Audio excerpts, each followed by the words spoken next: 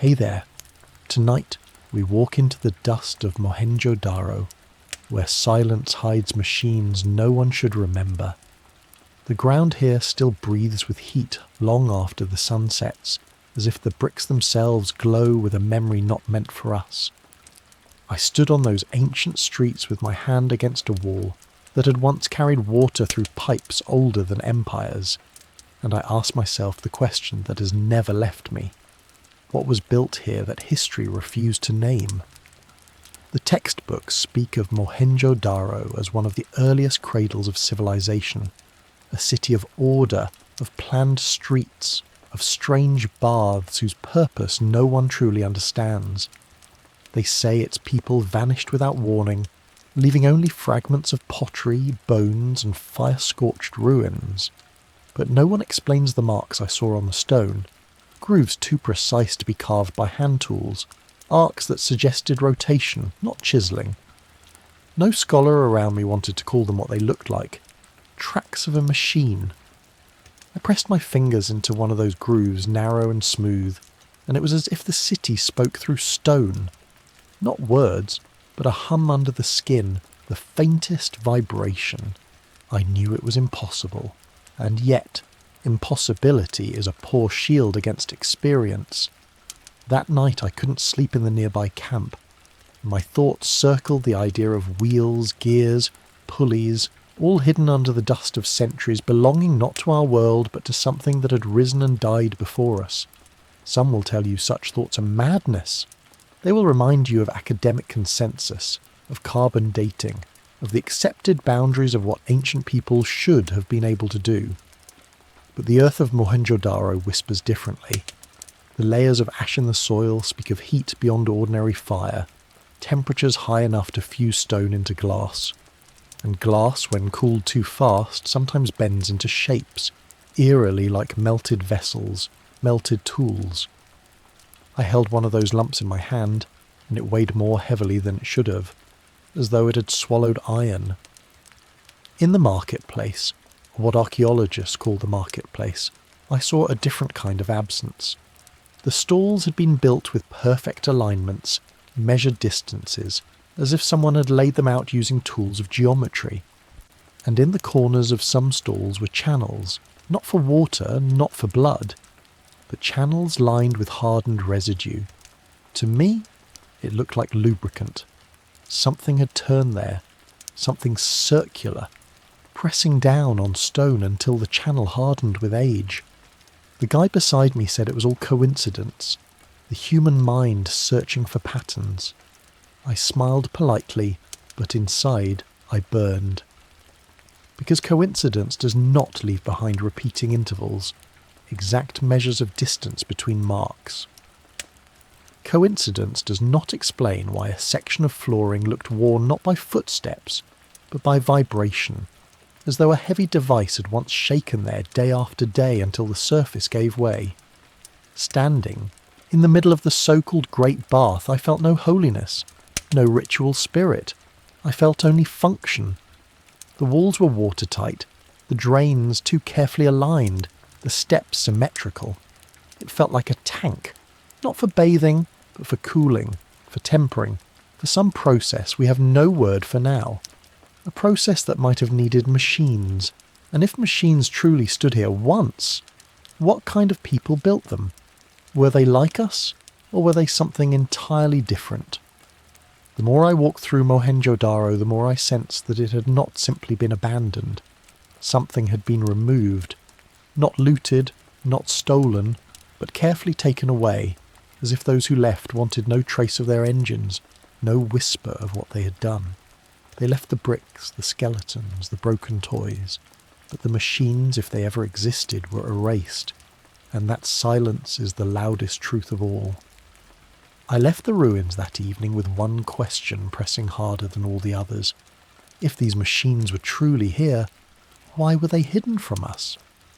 That question followed me like a shadow as I returned to the camp, my boots sinking into sand that once carried the weight of an empire. Around me, the night of the Indus Valley was vast and hushed, broken only by the hum of insects and the slow rustle of wind over the ruins. Yet beneath that silence, I felt a pulse. It was not sound, but presence. The impression that something beneath the earth stirred faintly, waiting to be noticed. By firelight, the local caretaker told me a story his grandfather used to whisper, of strange objects uncovered during the British excavations, objects that were taken away under guard and never displayed. He described shapes too regular, too metallic, to be mistaken for pottery. A wheel no ox had ever pulled. A fragment of a casing that fit into another, as if part of a greater body. He spoke of these things as though speaking of ghosts, with fear in his eyes, as though repeating them could summon the fate that erased the city. The official histories never mention such objects. They describe jewellery, clay figures, tablets marked with symbols no one has deciphered. They do not mention metals that resist corrosion, or fragments that look as though they were machined. But history, as written, has always been selective. It remembers what fits the narrative of progress and discards what threatens it. Was Mohenjo-Daro too advanced for the story we prefer to tell about ourselves? I thought of the grooves in the stones again. I thought of the fused glass, the strange residues, the symmetrical drains that seemed to belong more to a laboratory than a temple. These fragments pressed into me, weaving a picture I could not ignore. What if Mohenjo-Daro had not fallen into silence naturally? What if it was silenced, deliberately? A vision came to me then, unbidden. Not a dream, not a hallucination, but something between the two. I saw the city alive, its streets filled with a mechanical hum. Instead of voices, wheels turning in shadows, heat rising from furnaces not meant for cooking. Men and women walked calmly, as if such wonders were ordinary, part of life. And then the hum faltered, shifted into a roar, and the vision cracked. I saw fire, but not the fire of war. Fire like lightning frozen into stone, the burst of an energy no one should have mastered. I woke with a start, the fire at the camp nearly dead. My heart still raced as though I had touched something forbidden. Perhaps I had, because the earth remembers, and sometimes when the mind is open enough it allows you to glimpse what it cannot say aloud. At dawn I returned to the great bath, standing alone at its edge. Light filled the tank, painting the stone with a pale gold. I bent down, running my hand along the joints where bricks had fused perfectly, without mortar. The construction was tighter than anything I had seen from that era. Was this truly the work of hands alone, or the result of precision tools? 1,000 years before they were supposed to exist. The thought unsettled me. If these people knew machines, if they knew energy and precision, why did none of it survive? Tools can be buried, machines can be hidden, but knowledge echoes, passing down even in fragments. And yet here, there was only silence, as though a hand had reached through time and scraped away every trace. As I stood there, I realised the silence was not empty. It was heavy, purposeful. It was not the silence of something forgotten, but the silence of something forbidden. That realisation sank into me with the weight of stone. And I could not help but wonder, if the machines of Mohenjo-Daro were hidden, who or what demanded their erasure? The thought pressed into me like a weight I could not put down. Standing in that ancient city, I felt less like a visitor to ruins, and more like an intruder in a place still guarded by unseen eyes. Erasure is never accidental. When history is smoothed clean, when entire chapters vanish without a trace, it is because someone, or something, has chosen silence over memory. But what force was strong enough to silence an entire civilization? I walked further into the heart of the city, tracing the straight lines of its avenues, each one meeting the other at precise right angles. The geometry was too perfect, as though drafted with instruments more advanced than wooden rods and knotted cords. Even the drainage system whispered of design far ahead of its time. Complex, logical, ordered. It struck me that order itself was the defining mark of Mohenjo-Daro. Yet within that order, within the careful structure, lay an emptiness. Machines could live in such order, thrive in it. Human chaos could not. In a small museum nearby, I studied artifacts retrieved from the ruins. Beads, carved seals, small clay figures. But as I stared at them, I saw something missing. Every civilization leaves behind its tools of progress, its engines, of labour, its methods of creation. In Mesopotamia we find wheels, in Egypt chisels and ploughs, in Rome aqueducts and cranes. Yet here, in one of the oldest urban centres on earth, there was a silence in the record of invention. A silence too sharp to ignore. It was not that they had no tools, it was that those tools had been stripped away. The caretaker approached me quietly, as if sensing my unease. He told me a rumour carried among local families, one that scholars dismissed as superstition. It said that those who touched certain stones in Mohenjo-Daro sometimes dreamed of whirring wheels, of blinding light, of towers humming with sound. Dreams that did not feel like dreams, but like memories seeping up from the earth itself. His voice trembled as he said this, not from belief or disbelief, but from the simple recognition that stories too often outlast truths. I asked him if he believed it. He shook his head, then looked at me with eyes that betrayed a deeper answer. Belief, he whispered, is dangerous when it touches what was meant to stay buried. That phrase echoed inside me long after. What was meant to stay buried. It rang like a warning, as if even now the city resisted revelation. I imagined machines humming in the dark, buried under meters of soil, still waiting, still dormant.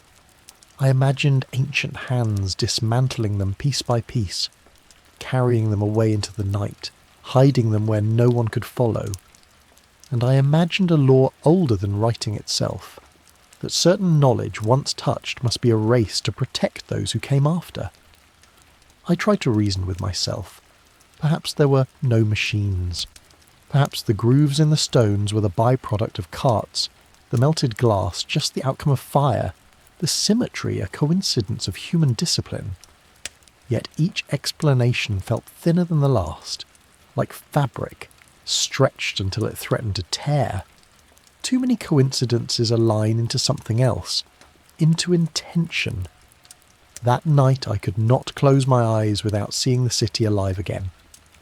The hum of unseen engines returned, the glow of light not from flame but from some deeper source.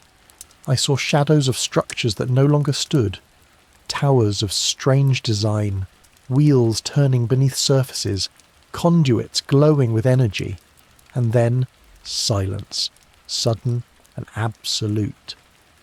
The city darkened in an instant as though its heart had been cut out. When I woke, my skin was cold, though the desert air was warm. I felt as though I'd been touched by something vast and faceless, something that wanted me to see only fragments, never the whole. And in that moment I realised, perhaps the machines were not simply forgotten. Perhaps they were erased not by men, but by the city itself. The thought unnerved me, because it suggested an agency I had not dared to imagine. A city does not erase its own past. Stones do not conspire to conceal machines. And yet, as I walked through the dust-filled streets of Mohenjo-Daro, the idea no longer felt absurd. The silence here was not dead silence. It was a living one, like the hush of a room where someone is hiding, listening, waiting.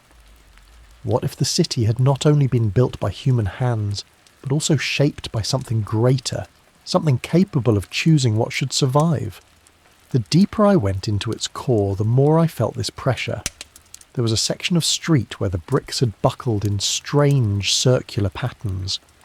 Not the collapse of erosion, not the breakage of flood, but as if something massive had once spun there, pressing down into the earth. I knelt, Tracing the curves with my hand, they formed a spiral, faint but undeniable, as though a machine had once anchored itself here, revolving until it carved memory into stone, and yet no debris of that machine remained. It was as if it had dissolved, erased in body as well as name. Archaeologists might dismiss this as fanciful, but I could not. I remembered again the fused glass, the channels lined with residue, the unnatural silence in the record of tools. A civilization advanced enough to create machines should have left behind fragments, remnants of gears, alloys, even broken shards of design. Yet there was nothing, not one piece of undeniable evidence. It was as though the city itself had consumed them, swallowed them into its body and buried them beyond reach. I tried to convince myself it was paranoia born from long hours among ruins, but then I noticed something stranger still. Along the walls of one ruined hall were carvings, not the familiar Indus seals or symbols, but faint lines etched like diagrams. They were half erased, barely visible under centuries of erosion, yet I could see shapes that suggested motion, circles within circles, lines curving into joints. They looked less like art and more like schematics. I felt a chill. Who had drawn them, and why were they abandoned mid-etch as if whoever made them had been stopped before they finished? I pressed my palm to the wall, and for a moment I thought I heard a hum beneath the stone, deep and low, like something sleeping. The rational part of me dismissed it as imagination, but another part, the part that had dreamed of the humming city, whispered that the machines were not gone. They were only hidden. What does it mean for a city to erase itself? Perhaps not literally, but through the will of its builders. Maybe they dismantled their own creations, fearing what they had unleashed. Maybe they buried them deep beneath layers of stone and ash to keep them from ever being found. Or perhaps the erasure was punishment, not protection, as though the city itself had turned against its makers, swallowing the very technology that gave it life. The idea haunted me as I left the ruined hall and walked toward the edge of the site where the river once ran. Mohenjo-Daro had been a city of water, perfectly engineered to manage floods, to channel streams into baths and drains. But what if the water served another purpose? What if it cooled machines, powered them, turned wheels in hidden chambers? The thought seemed wild, but in that moment I could almost hear the rush of water as it once had been, colliding with gears, turning unseen engines. The river was dry now, the channels filled with dust, yet the memory of water lingered, as though the city still thirsted for its lifeblood, and I realised then that erasure may not have been total. Perhaps the machines were not destroyed, perhaps they still lay beneath, waiting, silent, dormant. If so, what would happen should they ever wake again? The question struck me with a force stronger than fear. I imagined those machines, silent for millennia, stirring beneath the ground like ancient beasts opening their eyes. Would they hum as they once did, filling the air with rhythms no human hand could replicate? Or would their awakening bring destruction, repeating the very reason they were hidden in the first place? The thought gnawed at me as I lingered among the ruins, the morning sun casting long shadows across the stone. I thought of the great civilizations that had risen and fallen. Egypt left pyramids, Rome left aqueducts, the Maya left stepped temples. But Mohenjo-Daro left something more unsettling. Absence. It was a city too advanced for its time, with infrastructure that rivaled places thousands of years younger, yet with no trace of tools or engines. To me the absence was louder than any artifact. An empty pedestal speaks of a missing statue. So what, then, had once stood here, humming with life? In the distance, a group of archaeologists worked methodically with brushes, carefully scraping away the dust of ages. Their patience reminded me that truth often hides in the smallest things. Yet I could not shake the thought that no matter how deep they dug, the real heart of Mohenjo-Daro would never allow itself to be found. Perhaps that was why official narratives were so stubborn, clinging to the idea of a simple agrarian society. It was safer that way. The alternative, that an ancient civilization knew machines, was too disruptive. As the day grew hotter, I wandered to a section where massive brick platforms rose from the earth, tiered and wide. Scholars argue they were granaries, places for storing crops. But as I stood before them, I could not believe it. The platforms seemed designed for weight far beyond sacks of grain. Their bases were reinforced, their surfaces strangely smoothed, as though meant to hold engines that shook with power. I could almost hear them, the low vibration of structures that turned and pulsed hidden behind the veil of time. And then came a memory not my own. Or was it a vision? The air shimmered before me in the heat, and I saw the platforms alive with motion. Gears the size of men spun in unison. A great wheel turned, its teeth interlocking with others, driving a rhythm that pulsed like a heartbeat. People moved around them calmly, as though this was nothing extraordinary. The sound was not deafening but harmonious, a chorus of function, and then silence. The vision vanished, leaving me trembling in the still heat. I tried to steady myself, but the weight of it was overwhelming. Was my mind inventing scenes to fill the gaps of history? Or had I brushed against some deeper memory imprinted on the stones themselves, a memory waiting for someone to notice? I thought again of the caretaker's warning. That belief was dangerous when it touched what was meant to stay buried. Perhaps I had already crossed that line. That evening, when the sun bled red into the horizon, I sat alone by the crumbling walls. The desert wind carried a faint whistle through the ruins, like the faintest echo of machinery long gone. I closed my eyes, and for a moment I felt as though the city was breathing, each gust of wind a sigh from its hidden heart. And in that breath was a warning. Not all things forgotten are meant to be found. The thought chilled me, yet it only deepened my resolve. Because if Mohenjo-Daro had truly erased its machines, then the question was no longer whether they existed, but why their builders had chosen silence. Was it fear of misuse? A catastrophe caused by their own creations? Or was the silence itself part of something larger, something meant to shield us even now? And in that darkness, another thought surfaced, one that refused to let me rest. What if those machines were never truly gone, only sleeping, waiting for someone reckless enough to disturb them? That possibility clung to me like heat in the desert night.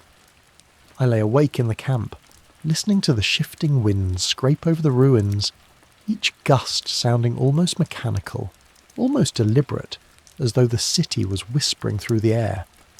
I could not tell whether it was warning or invitation. Sleep refused me, and in its absence came thoughts sharper than dreams. What if by simply being here, walking among these streets, pressing my hand against stone grooves, I had already disturbed them? I rose before dawn, driven by something restless inside me, and wandered back to the heart of the ruins. The pale sky held only the faintest hint of light, and shadows stretched long across the empty avenues. The silence was so complete that my footsteps seemed louder than they should have been. Each time I paused, I thought I heard another sound, a faint ticking, not of insects, not of wind, but something more regular, almost hidden beneath the earth. It came and went, teasing the edges of my hearing, leaving me unsure whether it was real, or my imagination made dangerous by obsession. As the first sunlight touched the great bath, I descended its steps again. The air there was cooler, almost damp, as if the stones retained a memory of water long gone. I placed my palm against the wall and closed my eyes, waiting. Nothing stirred, only silence. But as I pulled my hand away, I noticed something I had missed before.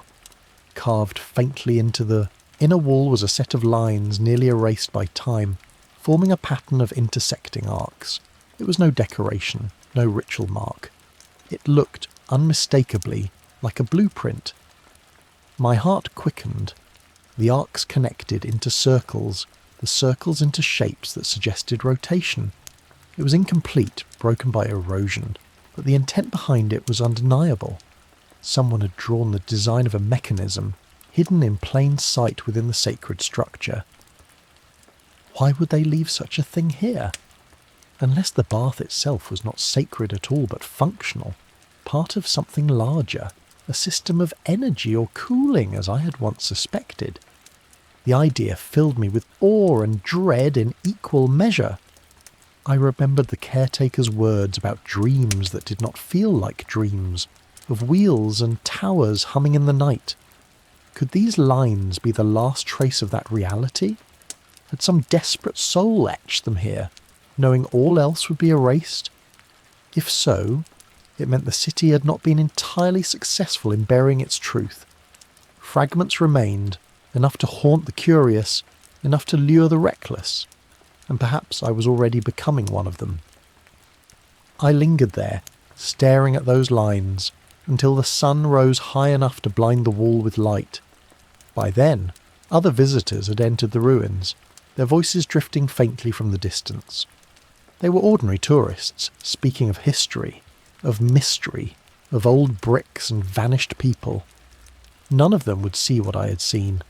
None of them would feel the vibration beneath their skin or sense the pattern etched into stone. For them, Mohenjo-Daro was a ruin. For me, it was something alive, waiting. That day, the city seemed different to me. Every step I took echoed with possibility. Every shadow hinted at secrets. My rational mind tried to anchor me, to remind me that imagination fills silence easily, that ruins are always fertile ground for fantasy. Yet deep inside, I felt that I was not imagining. The stones did not want to be silent. They wanted to speak, and I was listening. The sun began to sink again, painting the sky in amber. As I left the site, I looked back one last time at the tiered platforms, the drained channels, the walls that once held life. I thought of the machines sleeping beneath, and a single thought crystallized inside me.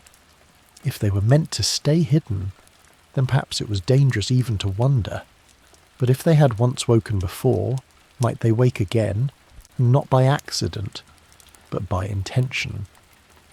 That thought unsettled me more than anything I had seen among the ruins. It implied will.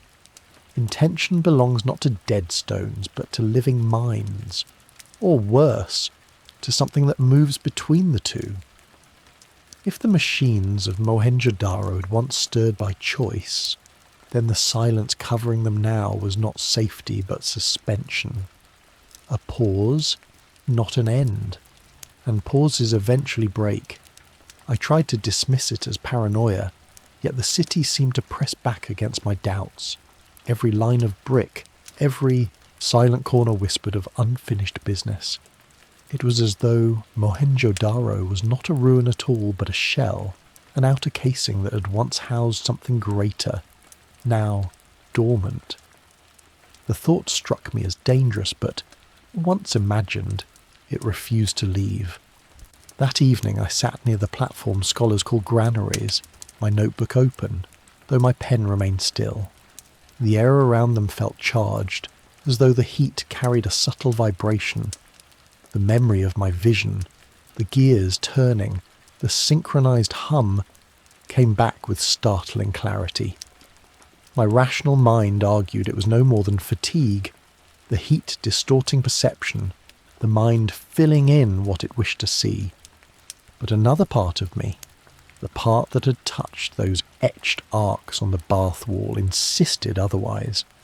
It felt less like imagination and more like recognition, as though something deep in my memory or humanity's memory already knew these machines existed. I wondered then, if they were meant to be hidden, who decided it? Was it the people of Mohenjo-Daro themselves, erasing their own triumphs out of fear? Or was it something beyond them, an external force that demanded silence. The caretaker's words came back to me again. Belief is dangerous when it touches what was meant to stay buried. Dangerous because it tempts you to uncover what others work so hard to conceal. The stars rose above the desert that night, sharp and bright, scattering across the endless sky. I lay back on the sand staring upward, and an even darker possibility entered my mind. What if the machines were not built here at all? What if they were brought here? Mohenjo-Daro might not have been their birthplace, but their resting place, a city constructed around their presence. If so, then the people who lived here were not inventors but inheritors, tending to something they did not fully understand, and perhaps in the end they lost control of it. I remembered the fused stone, the layers of ash, the unnatural heat that had scarred the ruins. Archaeologists speak of flooding, of shifting rivers, of plague. But what if the city's end had nothing to do with natural disaster? What if its machines had awoken, whether by accident or design, and burned it from within? That might explain why the ruins bore the marks of heat far greater than ordinary fire. A fire not of wood, but of energy unleashed. Energy that should never have been touched. The thought made my skin prickle. I felt as though the city itself was listening to me, testing me, weighing whether I was another reckless soul ready to disturb its slumber. I closed my notebook, unable to write, my hands trembling. Around me, the night pressed heavier than before, the silence broken only by the distant cry of some nocturnal bird. Yet beneath that cry I swore I heard something else, a low hum, fleeting, swallowed by the wind before I could decide if it was real. I left the site quickly, but the sound followed me into my dreams. I dreamed of corridors beneath the ruins, vast and hidden, where machines taller than men stood lined in rows. Their surfaces gleamed with a metal I could not name, neither gold nor silver, but alive with its own faint light. And as I passed between them, one stirred, its shape shifting, its hum rising. It was not a machine of war or of work. It was something else, something watching. I woke drenched in sweat, with the sound of its hum still in my ears, and with that dream came a new, terrible question. What if the machines of Mohenjo-Daro had never belonged to humanity at all? The question sank into me like a stone dropped into deep water, rippling outward until it touched every thought I had held since arriving. If the machines had not been ours, then Mohenjo-Daro was never truly just a city. It was something else, a cradle, a vessel, or worse, a stage built around a power too great to comprehend. Suddenly the order of the streets, the precision of the drains, the seeming perfection of design no longer felt like human genius. They felt like accommodation, as though human builders had bent their world to suit something alien in origin. I returned again to the etched arcs on the bath wall, staring until my eyes blurred. They were not random, they were not ritual, they were memory. Whoever carved them must have known the truth, must have wanted some fragment to survive, even if everything else was purged. But the lines were too complex for mere human invention of that age. Circles within circles, arcs suggesting motion far smoother than wood or stone could allow. The shapes whispered of bearings, pivots, rotation balanced with precision.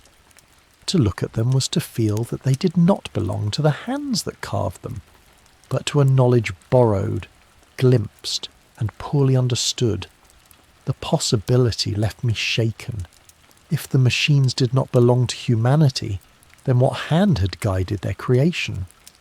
Were they relics of visitors, left here as gifts or tools?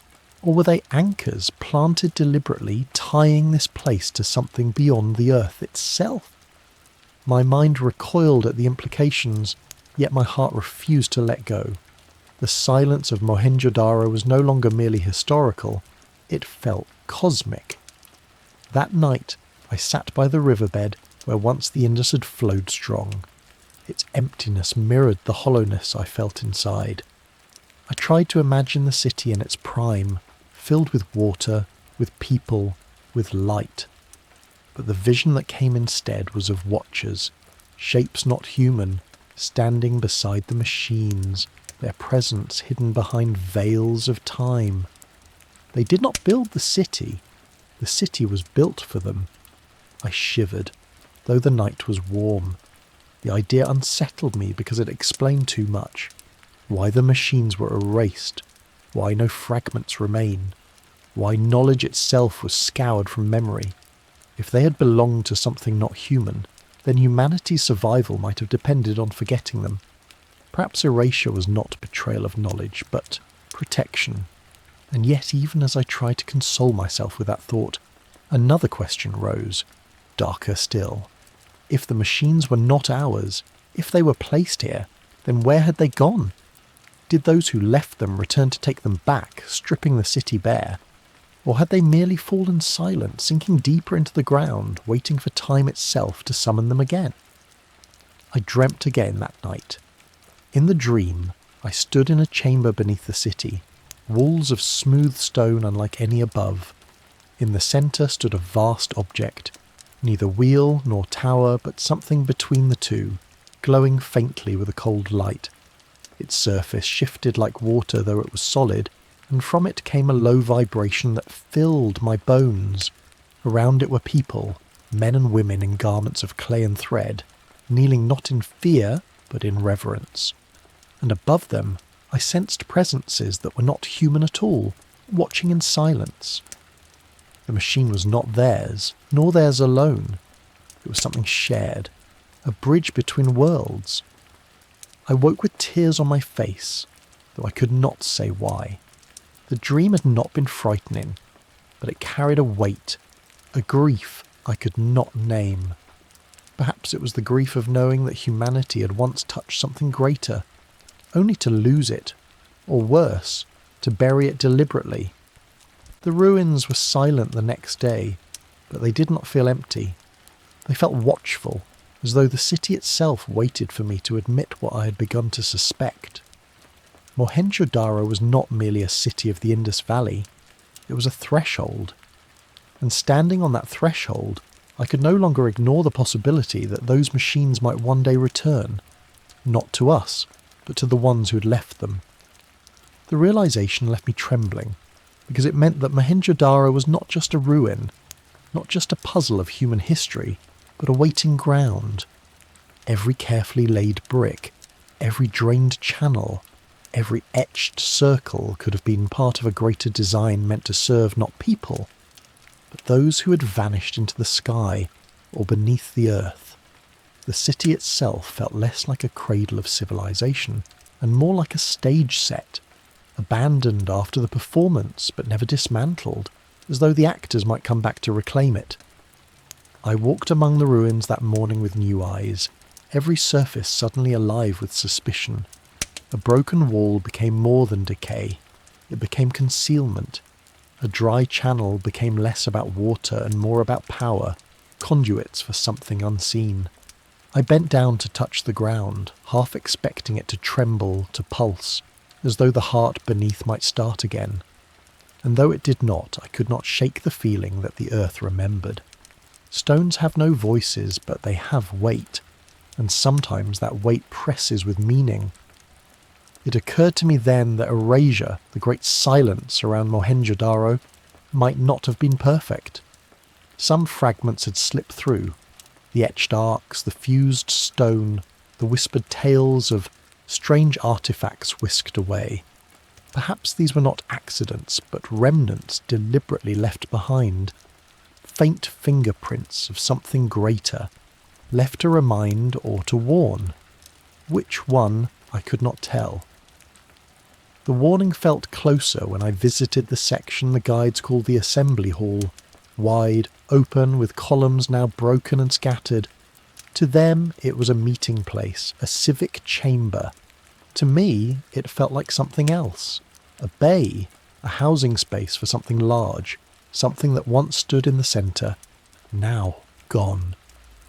The floor bore faint indentations, shallow yet deliberate, arranged in a circular pattern. No furniture, no carvings, nothing of ritual, just a space designed to hold an anchor. I stood there far longer than I meant to, overwhelmed by the sense that something massive had once been here, humming with a power long forgotten. That night, the dreams came again.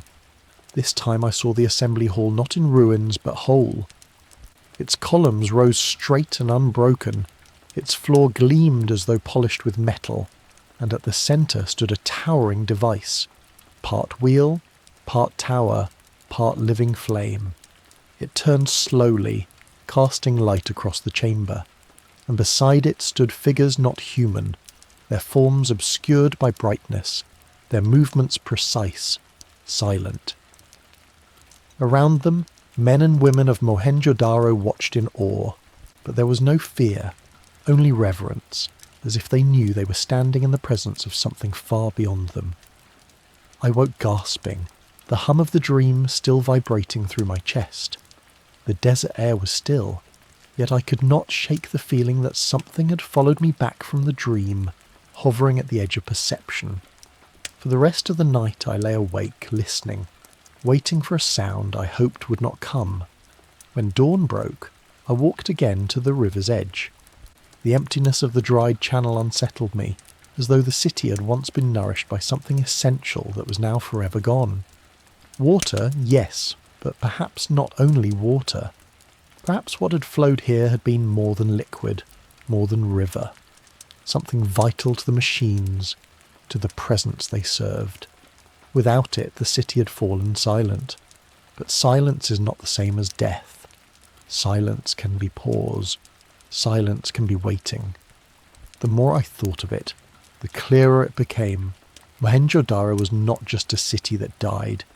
It was a city that was put to sleep. And sleep, unlike death, always carries the possibility of waking. The words echoed inside me as I moved through its hushed streets, carrying the weight of that realization. Death is final, a closure written in ashen ruin. But sleep is deliberate. Sleep is chosen. And if the city had been put to sleep, then there had been a hand that pressed its eyelids closed, and there remained the possibility that those same eyelids might open again. The thought made the air around me feel heavy, as though each breath I drew was taken from lungs older than mine. I stopped in front of the great bath once more. In the daylight it appeared almost ordinary, a sunken chamber of brick, steps worn by time, the outlines of drains and channels carved with geometric precision. Yet the silence that clung to it felt different now. It was not an empty silence. It was the silence of a chamber holding its breath. And I wondered, if this was not a ritual space but a cooling system or containment, then what had it been built to shelter? What lay beneath it, waiting in the dark? I thought of the fused glass, the scorched stone, the traces of heat so intense it rivaled the destructive power of modern weapons. Scholars speculate about floods or shifting rivers, but I could not shake the image of fire, the fire of machines that had run beyond control. The city had not been destroyed by invaders or by time. It had burned itself into silence. And yet even in that silence something had been preserved. Not broken, not erased, but buried deliberately, as if waiting for a future hand to uncover it. The second twist struck me then, sharper than the first. Mohenjo-Daro had not been abandoned. It had been erased. Its machines dismantled, its knowledge wiped clean, its memory scattered into fragments. This was not neglect or natural decay. It was deliberate amnesia, forced upon history itself. The people of the city, or perhaps those who ruled them, had chosen to disappear their own creation, and that meant they had seen something terrible enough to make silence the only possible survival. But silence cannot last forever. Knowledge does not die easily. It hides in patterns, in symbols, in half-faded lines etched into stone. It whispers through stories.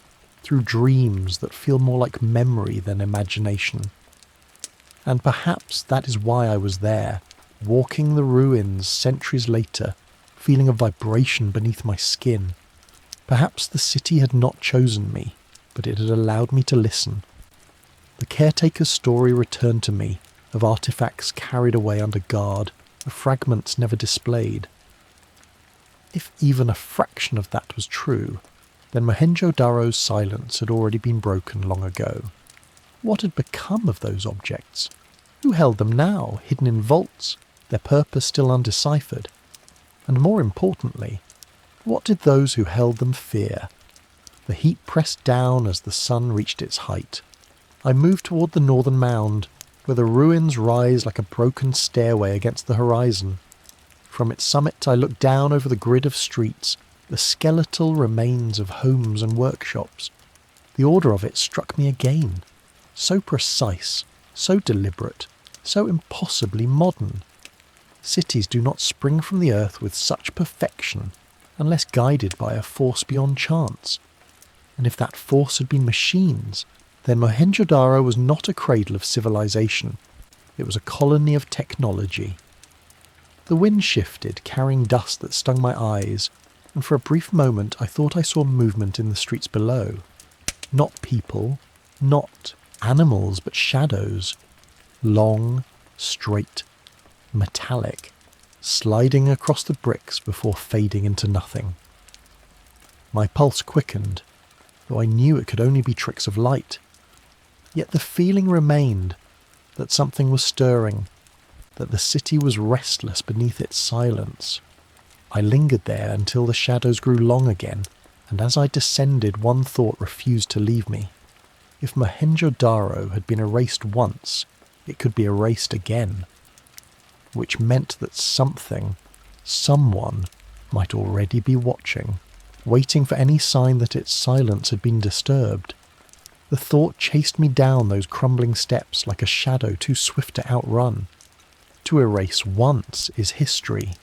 To erase twice is intention renewed. If something still guarded these ruins, then perhaps the silence was not just the echo of ancient choice, but a living warning, enforced by hands unseen. I felt suddenly exposed, as though every step I took was being watched not by the past, but by the present, and perhaps by the very machines I had dared to imagine. I tried to steady myself with reason. Surely what remained was only stone, only dust. Surely the city was nothing more than what the archaeologists catalogued. Ruins, relics, fragments of an old human settlement. Yet my body refused to believe what my mind argued. My skin prickled with awareness. My breath shortened as though some unseen force pressed against me, testing, measuring. And I realised then that discovery is not only about what is found, it is also about what resists being uncovered. Back at the camp, I found myself restless, pacing like a caged animal. My companion slept easily, unconcerned, untouched by whatever current hummed through the ruins. I envied them. For me, sleep had become a thin veil ripped away by visions. Again and again, I returned in dreams to the underground chambers, to the vast machines slumbering in rows, to the figures, human and not, standing in reverence or command. But this time the dream shifted. The machines turned not with harmony, but with strain, their hum breaking into a growl. Sparks burst from their surfaces, light flared, and in the silence that followed, I saw only fire sweeping through the city, erasing everything it touched. I woke gasping, my chest tight, my hands shaking. The dream lingered too vividly, like a memory I had lived rather than imagined. It was then that the truth pressed into me with unbearable weight. Erasure was not only about silence, it was about survival. Perhaps the city had destroyed itself not out of failure, but out of mercy. To bury the machines was to bury the catastrophe they had unleashed. To erase them was to protect the future.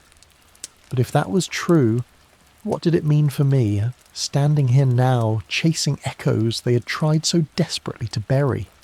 I thought of my own life, far from this place, of all the small certainties that had once seemed enough, they now felt paper thin, fragile against the enormity of what I was uncovering. I felt hollow, as though part of me had been carved out to make room for something larger, something I had not asked to carry. The silence of the desert pressed down around me. I wondered if those who had lived here had felt the same dread, the same awe, when the hum of machines filled their nights. Did they fear what they had unleashed, or did they worship it until the very end? And if they had chosen erasure, was it with sorrow or with relief? These questions dug deeper than archaeology. They cut into the heart of humanity itself. What do we choose to remember? And what do we bury so thoroughly that even memory is forbidden? The caretaker appeared again at dawn, his eyes watchful, as though he could see the unrest written on my face. He didn't ask what haunted me. Instead, he said only one thing, in a voice that trembled with age: "Do not ask what sleeps here to wake." Then he turned and left me with the wind. His words echoed louder than the hum in my bones. Do not ask, do not wake. And yet, I had already asked, already stirred the silence by wondering, by imagining, by listening to the whispers the city pressed into me. Perhaps it was already too late. That evening, as the sun bled over the horizon, I looked out at the broken skyline of Mohenjo-Daro, and for the first time I felt a strange pull, not just curiosity, but responsibility. If something had been erased here, then to uncover it was not only dangerous, it was a choice with consequences far beyond myself, and I could not help but fear that in choosing to listen, I'd already taken the first step into a silence meant never to be broken. That fear stayed with me like a weight I could not set down. It pressed into my chest as I walked through the ruins, as though every brick, every stone was aware of my trespass. The silence was no longer neutral, it felt charged, as if the city itself disapproved of my curiosity. I had crossed some invisible boundary, and now there was no return to ignorance. Once you allow silence to speak, you can never unhear its voice. I tried to convince myself I was only projecting, that my thoughts were building phantoms from shadows, yet the sensation refused to loosen its grip. When I passed the broken walls, I felt watched. When I paused at the great bath, I felt judged. And when I stood among the platforms scholars called granaries, I felt as though something below was listening to me with patient attention, measuring my every move. That night, sleep came as a punishment rather than relief. In my dreams, the city stirred. The machines no longer slept. They whispered, their hum deepening, pulling me closer. I saw their shapes more clearly now, vast structures with surfaces that shimmered like metal yet shifted like water. They were neither alive nor dead, neither made nor unmade, and I realized, with a terror that sank to my bones, that they were not simply machines, they were keepers, guardians, and their silence was not absence, but vigilance. When I woke, I sat upright for hours, trembling, my mind circling the same question. What were they guarding? If Mohenjo-Daro had been put to sleep, then perhaps the machines had not been erased but hidden deliberately. Not for destruction, but for containment. And if they guarded something, then what was beneath their watch could not have been ordinary. By dawn I returned to the site again, my exhaustion drowned by the pull of the ruins. I walked to the northern mound, where rubble spread like the broken ribs of a great body. Among the stones I found a fragment I had not noticed before, etched faintly, nearly erased by time. It was no symbol from the Indus script, but a spiral, precise, with arcs radiating outward. The same shape I had seen in my dreams. My hand trembled as I traced it. This was not coincidence. This was survival of memory, carved into stone as though someone, thousands of years ago, had known this truth would one day demand to be seen again. The weight of that recognition nearly crushed me. I thought of the people who had lived here, who had walked these streets, built these walls, raised their children under the shadow of something far greater than themselves. Had they lived in fear or in reverence? Did they worship the machines or resent them? Did they erase them willingly, or were they forced to? The silence gave me no answers. It only pressed harder, as though to remind me that the questions themselves were already dangerous. I remembered the caretaker's warning. Do not ask what sleeps here to wake. Perhaps my asking was already too loud. Perhaps the silence I had disturbed would close again, not by burying itself, but by burying me. And yet, I could not leave. I lingered at the edge of the ruins as the sun began to fall, staring at the jagged outline of Mohenjo-Daro against the burning horizon. I thought of history's fragile surface, of how easily it could be scraped clean, leaving us blind. And I wondered if blindness was mercy.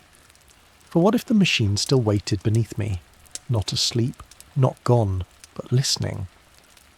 A cold certainty settled over me then, one that made my hands shake. If the machines of Mohenjo-Daro were guardians, then perhaps they were not guarding us from themselves. Perhaps they were guarding us from something far worse. That thought rattled me in a way nothing else had. Until then, I had framed Mohenjo-Daro's silence as protection against its own machines, as though the danger was contained within the city's creations.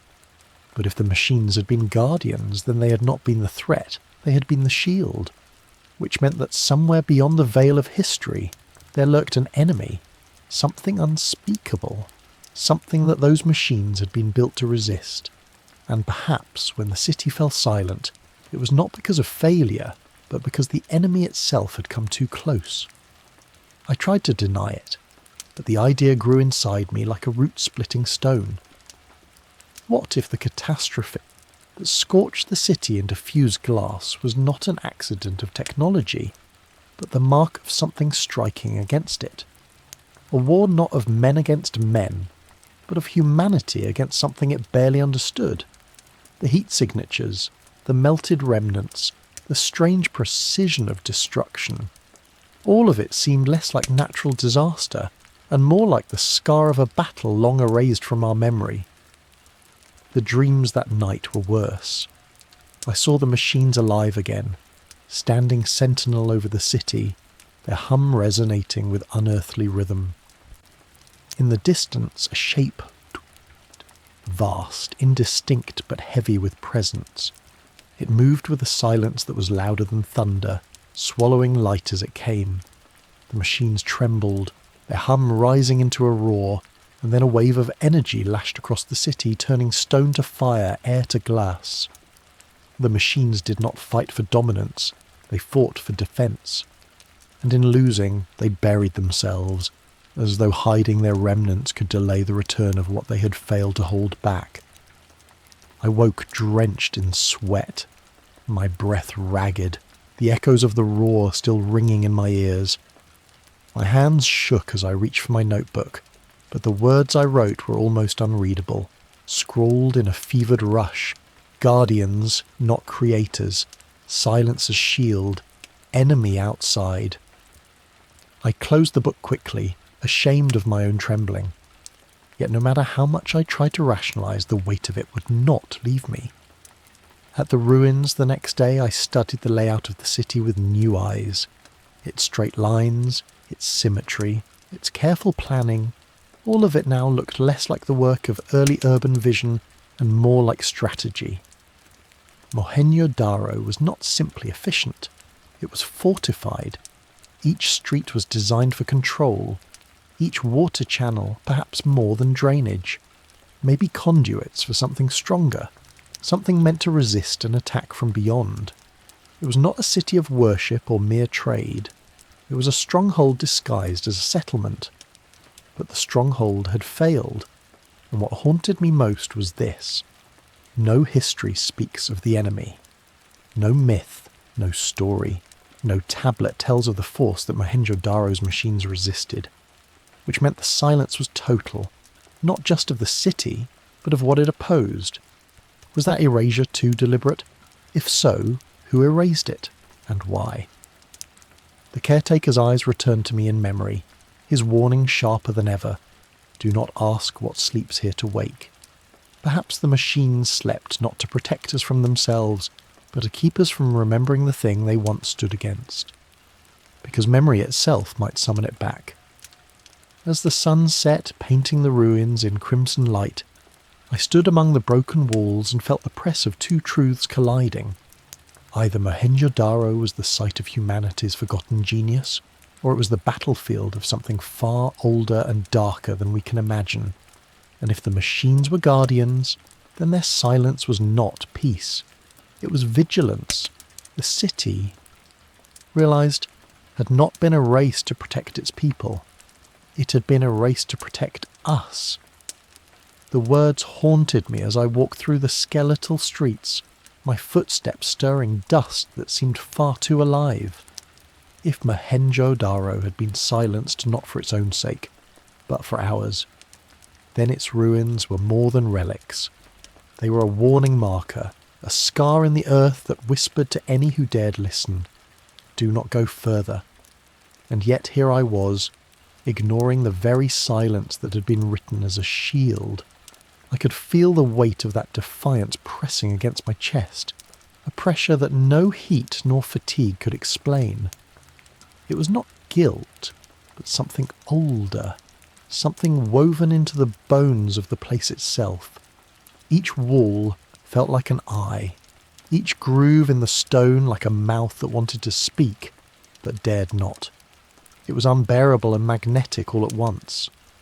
At the museum in the nearby town, I studied the artifacts again, my hands shaking as I lingered over clay seals marked with undeciphered script. For decades, scholars have struggled to break their code, yet no one has succeeded. Some say it is because the writing system was too short-lived, too limited. But standing there, I felt another truth. Perhaps the script was not a language meant for us at all. Perhaps it was not meant to be read, but to be locked. A cipher not to reveal, but to seal. That night, my dreams returned with a new sharpness. I saw the machines again, their surfaces gleaming, their hum louder now, pulsing like the beat of a great heart. But they were not alone. I saw figures approaching them, shadows larger than men, moving with a stillness that made my blood freeze. The machines trembled as though resisting, their glow rising until the chamber shook with light. And then I saw the city itself consumed, not by fire alone, but by silence, as though the machines had smothered sound itself to keep something from breaking through. I woke gasping, my throat raw, my body drenched in sweat. My notebook lay open beside me where I had scrawled words in the dark, my handwriting jagged. Not guardians of us, guardians of the boundary. The phrase chilled me because I did not remember writing it. The caretaker appeared again that morning, his face weary, his eyes heavy with a knowing too deep for words.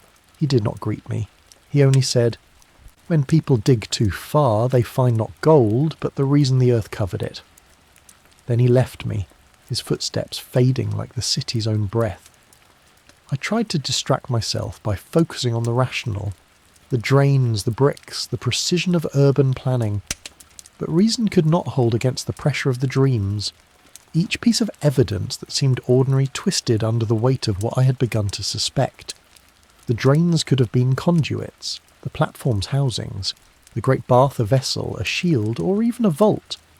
None of it seemed innocent anymore. The city was not silent. The city was hiding. I began to feel the psychological weight of it, the kind that erodes the edges of reason. Every whisper of wind became a voice, every shadow a presence. I feared sleep as much as I feared wakefulness.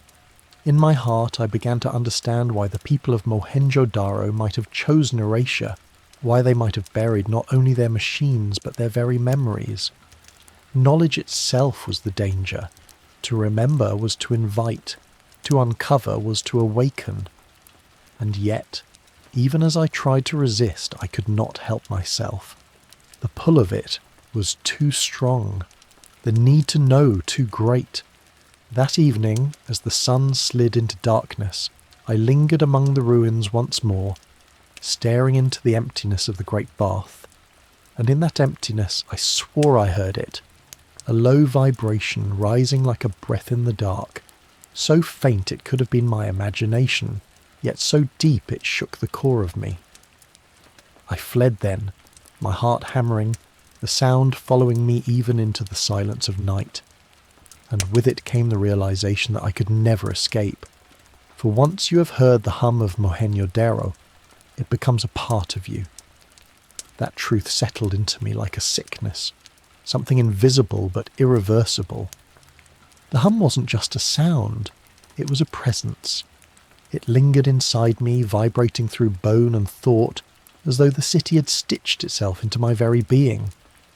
I carried it with me whether I wanted to or not, and with each passing hour the hum grew sharper, closer, like something inching toward the surface. I tried to ignore it, to convince myself it was nothing more than my mind fraying under the weight of obsession. But denial faltered when the air itself began to change. At twilight, standing on the edge of the ruins, I felt the atmosphere thicken. The wind fell still, the insects fell silent, and for one impossible instant the whole city seemed to inhale, holding its breath with me. Then, faint but undeniable, I saw it. Light flickering across the broken streets. Not firelight, not moonlight, but something colder, sharper, electric. I froze, my pulse hammering. The flickers pulsed in rhythm with a hum and now thrumming in my chest. And then, impossible as it was, I saw them. Lights, arranged not randomly, but in lines, stretching down one of the main avenues. They were faint, ghost-like, as if projected from memory rather than reality. Yet they illuminated the street as though Mohenjo-Daro was alive again, its veins pulsing with energy. For one terrifying, wondrous moment, I was no longer standing in a ruin. I was standing in a city awake. The vision, or whatever it was, lasted only seconds before the lights faded, collapsing back into shadow. The silence rushed in again, louder than before, as if the city had exhaled and retreated, ashamed of revealing too much. But I had seen enough. Mohenjo-Daro was not dead. It had only been waiting, and now, for reasons I could not understand, it had chosen to stir. Panic clawed at me. I stumbled back to camp, but even there the hum followed, relentless. My companion slept soundly, unaware of the vibration that now consumed me. I lay awake, staring at the canvas roof above, unable to shake the sight of those phantom lights stretching down the avenue. They had not been random. They had formed a pattern, like circuitry, like veins of a body rediscovering its pulse. And then a darker thought intruded. What if the lights had not been shown to me by the city? What if they had been drawn out by me, triggered by my presence, my questions, my refusal to leave its silence intact?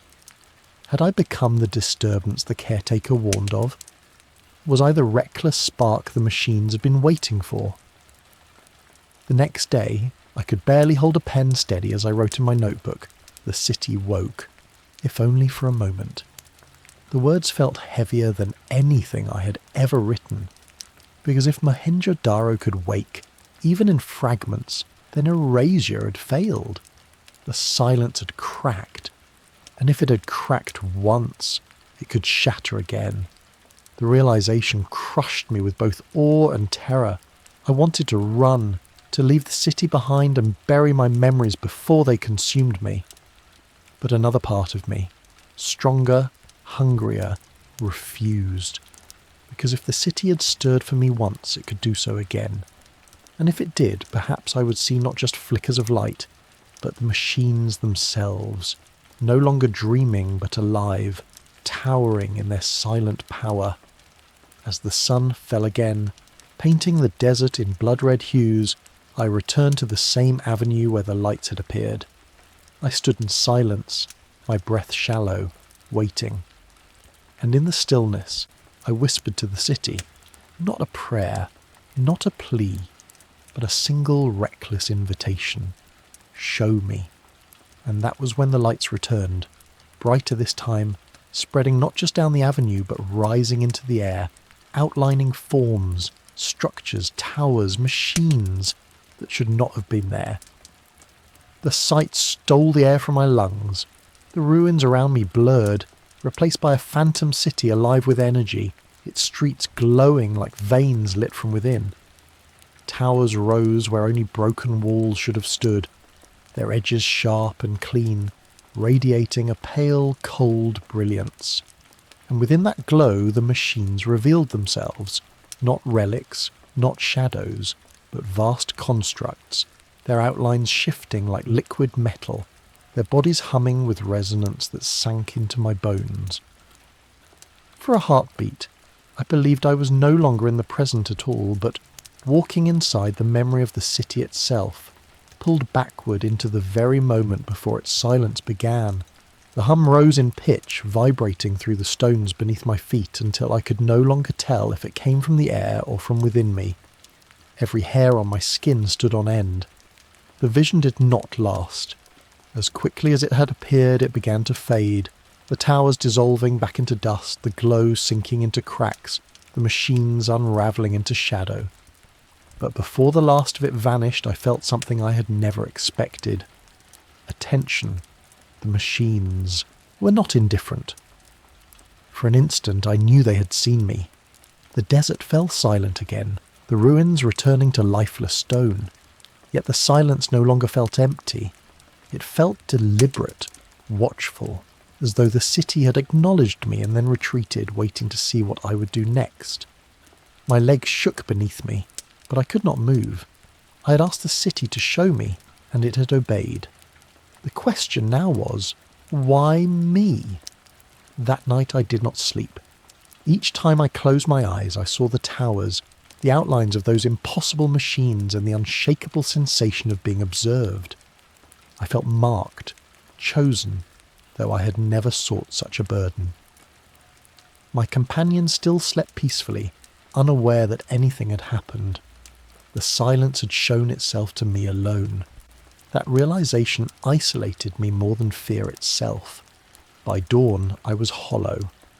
I walked through the ruins again, desperate for proof. Some trace left behind from the night, a mark burned into stone, a change in the air. But the city offered me nothing. The streets were the same. The walls were broken as before. To anyone else, Mohenjo-Daro was unchanged, but to me, it had revealed its true face, and nothing would ever look the same again. I sat at the edge of the great bath, staring into its emptiness, replaying every detail. The glow of the towers, the vibration of the hum, the machines that were neither stone nor metal but something in between, and above all the sensation of recognition. They had seen me, but what had they seen in me? Curiosity, recklessness, or simply the willingness to listen when others would not? The weight of it grew unbearable. I tried to write, but my words dissolved into incoherent fragments. I tried to speak, but my voice faltered. I wanted to flee, to escape the city before its silence consumed me entirely. And yet, every step away felt like betrayal. I could not leave without answers. As the evening approached, the air grew heavier again. The same thickness I had felt before the lights returned. My pulse quickened, my body bracing for what I knew would come. The city was not done with me. The machines were not done with me. I whispered again into the silence, though this time my voice trembled. What do you want from me? The wind stirred, carrying dust through the streets. For a moment it sounded almost like a reply, though no words formed. Still I understood. The city had no intention of letting me go. Not until I went deeper. Not until I found what truly slept beneath its stones. And with that certainty came dread. For if Mohenjo-Daro was willing to reveal its machines again, then I was already entangled in a truth no one was meant to carry. The dread sat with me like a second shadow, longer and heavier than my own. It was not fear of the ruins themselves, nor of the memories they stirred, but of the knowledge that I had been seen, noticed, pulled into a current I could no longer escape. Some truths are not meant to be carried by a single mind, yet I bore this one alone, and it bent me under its weight. I wandered the streets in daylight, trying to convince myself that nothing had changed, that the walls around me were only stone, the dust beneath me only dust. But my body betrayed me. Each time my foot touched the ground, I felt the vibration. Each time I passed a broken hall, I heard the faint hum, and each time I turned a corner, I felt the unmistakable sensation of being followed. Not by people, not by animals, but by the city itself. That night my dreams deepened into terror. I stood in the assembly hall again, only this time the machines were not dormant. They glowed, alive with power, their hum resonant enough to shake the columns. At their base stood figures in silhouette, neither fully human nor fully alien, their faces hidden by veils of light. They did not speak, yet I felt their will pressing into me, heavy as a hand on my chest. It was not hostility, not yet, but it was judgment. They were asking, without words, "Why are you here?" I woke gasping, but the judgment did not fade. I carried it into daylight, the ruins pressing closer around me, the silence heavier. I remembered the caretaker's warning, but now it felt less like advice and more like prophecy.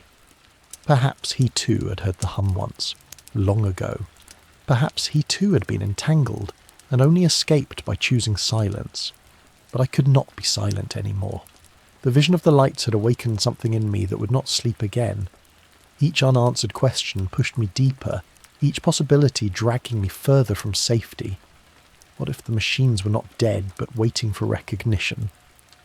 What if, by noticing them, I had already begun the process of waking them fully? I tried to resist the thought, but the city resisted me in return. At midday, as I crossed one of the avenues, I stumbled. The ground beneath my feet was warm, too warm. I knelt, pressing my hand to the stone, and felt it. A pulse. A rhythm too regular to be natural, too deliberate to be coincidence. I yanked my hand away, trembling, but the warmth lingered in my skin long after. It was then I understood that the silence of Mohenjo-Daro was not passive. It was active, alive, a cocoon stretched across centuries to contain something that still pulsed beneath. The ruins were not ruins at all. They were a surface, a mask, beneath which the city's true body still slept. And now, perhaps, it was stirring. I spent the evening staring at the horizon, torn between leaving and staying. My rational mind screamed to run, to abandon the ruins before they consumed me. But another voice, quieter, older, stronger, whispered that I had been chosen to see, that if I left, the silence would only follow me home, humming in every wall, in every shadow. Perhaps that was the true trap of Mohenjo-Daro. Once you listened, you were never free again.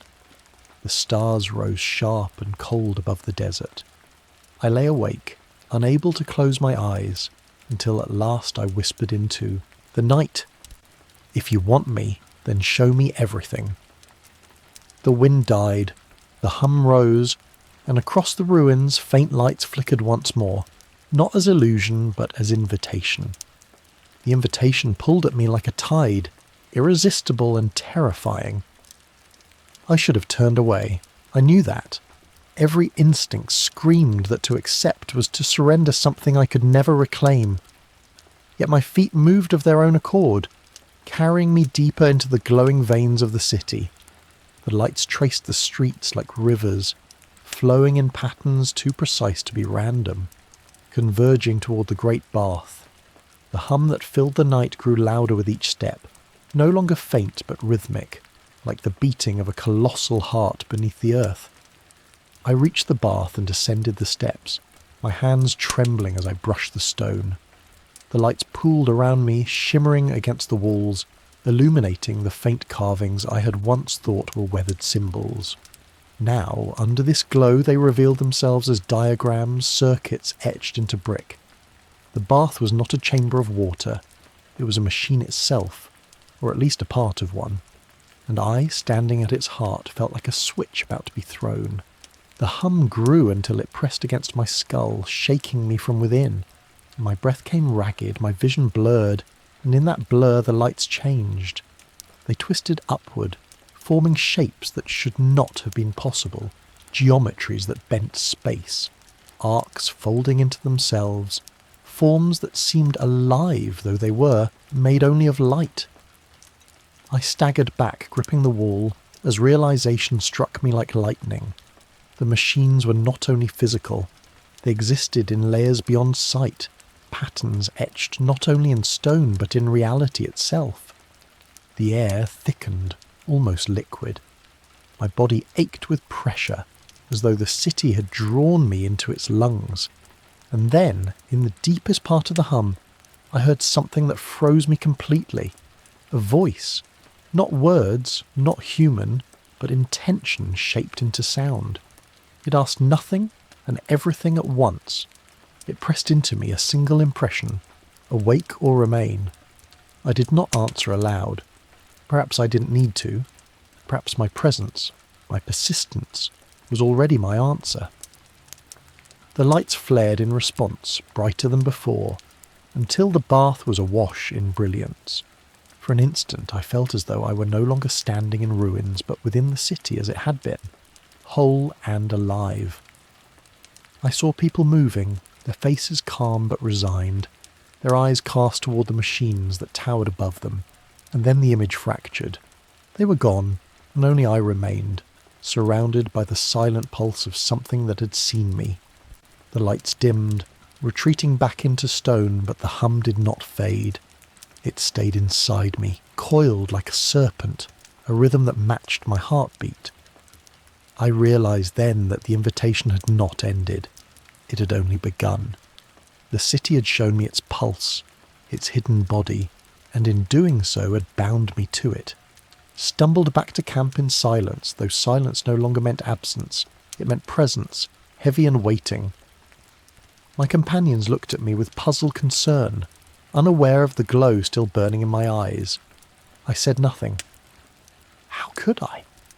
To speak of what I had seen would sound like madness. And yet, it was madness I now lived inside. That night, lying awake, I replayed the impression the city had pressed into me. Awake or remain. The choice was mine, yet not mine at all. To walk away would mean carrying the hum forever, its unanswered invitation gnawing at me. To go deeper would mean surrender, offering myself to something I could never understand. But I already knew the truth. The city had not waited thousands of years for me to turn away. And as the stars wheeled silently above, I whispered into the dark, I will not remain. The words had barely left my lips before I knew the decision was final.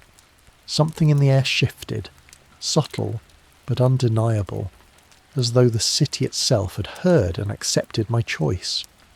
The silence no longer resisted me. It leaned in closer, enfolding me like a hand guiding me deeper. My fate was sealed not by force, but by my own voice carried into the night. I woke at dawn feeling both emptied and heavy, as though my body had shed something small, only to inherit something vast. The hum inside me was no longer faint. It pulsed with clarity, syncing with my heartbeat, a rhythm that was no longer mine alone. I stumbled through the camp trying to appear normal, but every brick of the ruins seemed alive, vibrating at the same frequency. The city was awake within me, and I was awake within it. Drawn by instinct more than reason, I returned to the bath. The carvings that had once been faint scratches now appeared sharp, glowing faintly as if they responded to my presence. I touched them with trembling fingers, and a surge of recognition coursed through me. They were not diagrams of machines alone. They were maps. Maps not of space, but of layers, folds of reality pressed atop one another. Mohenjo-Daro had not only been a city in place, but a city in resonance. Its streets aligned not for people, but for power. The realization brought a rush of clarity. This was the third twist, the one that fractured everything I thought I knew. Mohenjo-Daro was not the birthplace of civilization. It was a gateway. Its machines were not only tools but anchors, locking something beneath, something that strained even now against its bindings. And those who had erased the city had not done so to bury failure. They had done so to seal the boundary. The hum grew louder as if affirming my thought. My vision blurred again, the world tilting until I saw double, ruins on one layer, the living city on another. For a breathless instant they overlapped, and I stood in both at once. The people of the past walked beside me, their faces solemn, their eyes fixed not on me but on the machines towering above. And beyond the machines, in the cracks of light and shadow, something moved. Vast, formless, hungry. Terror clawed through me. The machines were not the threat, they were the wall, and whatever strained behind them was still there, waiting, pressing, eager to slip free. Erasure had not destroyed it. It had only delayed it. I fell to my knees, gasping, my mind splitting between awe and dread. I understood now why silence had been enforced so brutally. Not because knowledge was dangerous in itself, but because memory was a key. To remember was to weaken the seal, to seek was to invite, and by choosing not to remain, I had already placed my hand upon the lock. The caretaker's warning echoed like thunder in my skull. Do not ask what sleeps here to wake. But it was too late.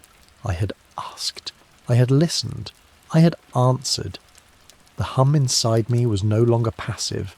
It was alive, responding, binding me to the city's pulse. I had become part of its mechanism, a living piece of its ancient silence. As dusk returned, the lights flickered again, not faint, not hesitant, but stronger, brighter, forming outlines more solid than before. Towers gleamed where ruins should be, corridors stretched into the dark, and the machines loomed with a clarity that left no room for doubt. The gateway was opening, not by accident, but by my choice. And as the glow sharpened, I felt the presence beyond stir, brushing against the edges of the city's seal. The sensation was unlike anything I had ever known, an awareness vast and impersonal, brushing the edges of my mind like the tide licking the shore. It did not speak in words, but in weight, in pressure, in a suffocating gravity that bent thought itself. My knees buckled, and I clung to the edge of a broken wall, heart pounding as though my chest could not contain it. Whatever lived beyond the seal was not asleep. It was waiting. The machines answered in kind. Their outlines burned brighter in the phantom glow, humming in resonance as though bracing against the push. The air itself shivered, and the ground beneath me trembled, faint but steady, like the first note of a storm. I realized then that the silence of Mohenjo-Daro was not fragile but active, a living barrier straining every moment to contain what pressed against it. The city's ruins were only camouflage. Its true body was the seal itself. A shiver of thought pierced me, alien, invasive, yet terrifyingly familiar. It was not language, but I understood it nonetheless. You hear us. The words formed not in sound, but in the marrow of my bones. My breath caught, and I staggered backward, but the voice pressed harder. You broke the silence. You opened the memory. You hear us now. Panic clawed at me. I wanted to scream, to deny it, but the hum inside me pulsed in response, betraying me. I had aligned myself with the city's rhythm, and in doing so I had become audible to whatever strained beyond. The machines glowed brighter, as if resisting, but I knew then that resistance was no longer perfect. The boundary had been thinned by me. That night was endless. I sat in camp staring at the ruins, afraid to close my eyes, afraid that the dreams would pull me fully across the threshold. And yet, sleep claimed me anyway, ruthless and heavy. In the dream, I walked the streets of the living city. The machines towered above me, gleaming with power, and the people moved with solemn purpose. But their eyes, oh, their eyes, were hollow, as though something had taken root inside them. They walked not in fear, but in surrender. Above the city, a shadow loomed, stretching across the sky, swallowing stars. The machines roared in defiance, their hum rising into a blinding crescendo. And then the vision shattered in fire and silence, as though the city itself had chosen to burn rather than be taken. I woke with tears on my face, my body trembling with a grief too vast to be mine. It was not my memory, but the city's. And in that grief was clarity. Mohenjo-Daro had not simply been erased by choice, it had sacrificed itself. The machines had not failed. They had burned the city to ash to preserve the seal. The realization sickened me. If the seal had held this long, then the presence pressing against it had waited patiently, biding its time, and I, through arrogance, through curiosity, had fed it memory, breath, acknowledgement. I had reminded it that we were still here. As dusk fell again, the hum grew louder, no longer faint but insistent, threading through every stone, every shadow. My companions noticed nothing, spoke casually, laughed softly by the fire, but to me the air was alive with tension, as though the entire ruin strained to hold back the tide. And when I turned my eyes toward the bath, I swore I saw the glow again, pulsing faintly, a heartbeat in the dark. The third twist had sealed itself in my mind. We were not the first to face this presence, and we would not be the last. Mohenjo-Daro had burned to protect the world, but fire cannot hold forever. And in that moment, a question rose that hollowed me to the core. What if the seal was breaking not because of time, but because it wanted me to break it? The thought slithered through me like venom, impossible to purge once it entered. What if all of this, my arrival, my visions, the lights, the hum, was not coincidence, not even revelation, but manipulation? The machines had not chosen me. The presence beyond had. It had pressed against my thoughts, woven itself into my dreams, and when I believed I was uncovering secrets, perhaps I had only been walking a path it laid out long before I was born. I wandered the ruins with unease, every stone suddenly suspect. Were the etched spirals messages from the past, or traps meant to lure the curious into remembering? Was the great bath truly a chamber of containment, or was it a mouth waiting for me to step too close? My doubt was poisoned by the possibility that every answer I had found had been planted, every discovery an illusion, feeding me just enough to make me believe I was acting of my own free will. That night, I sat apart from the others, staring at the black horizon.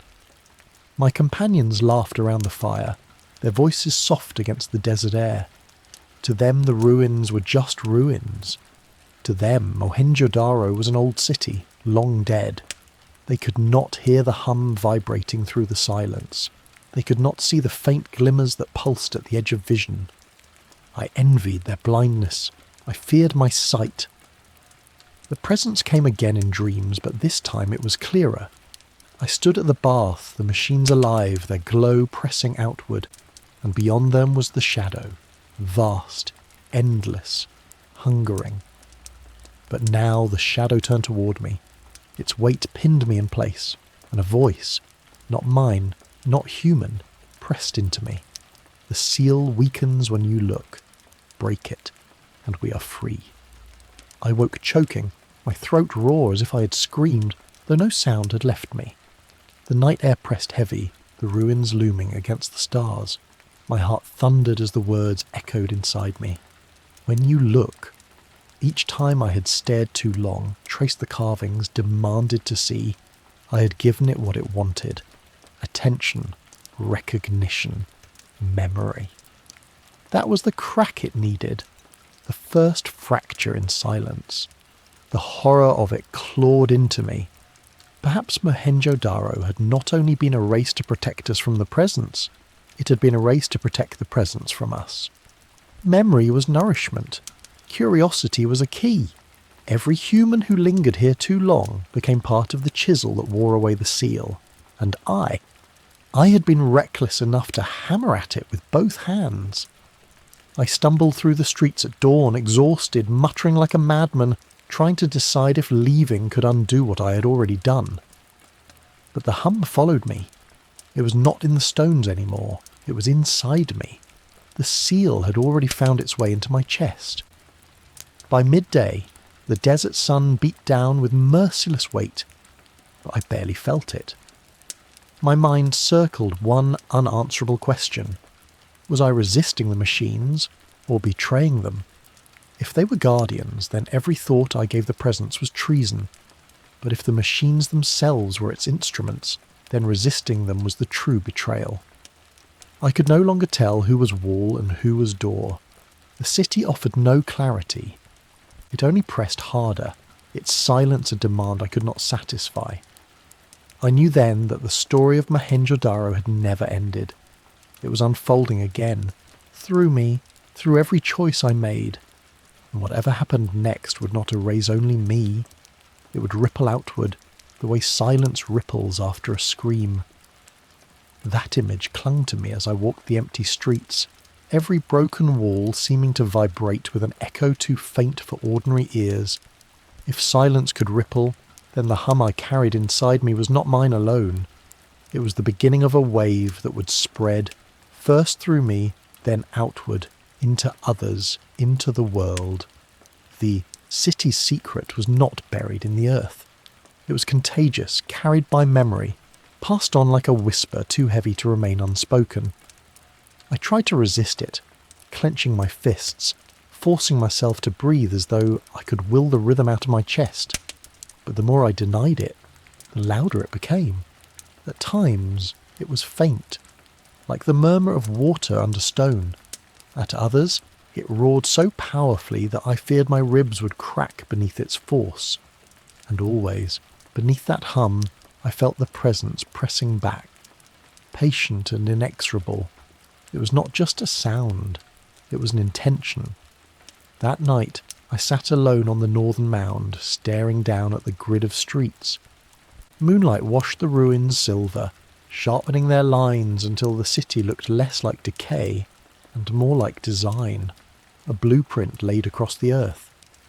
I imagined the hum rising, the lights returning, the machines awakening not in vision but in truth.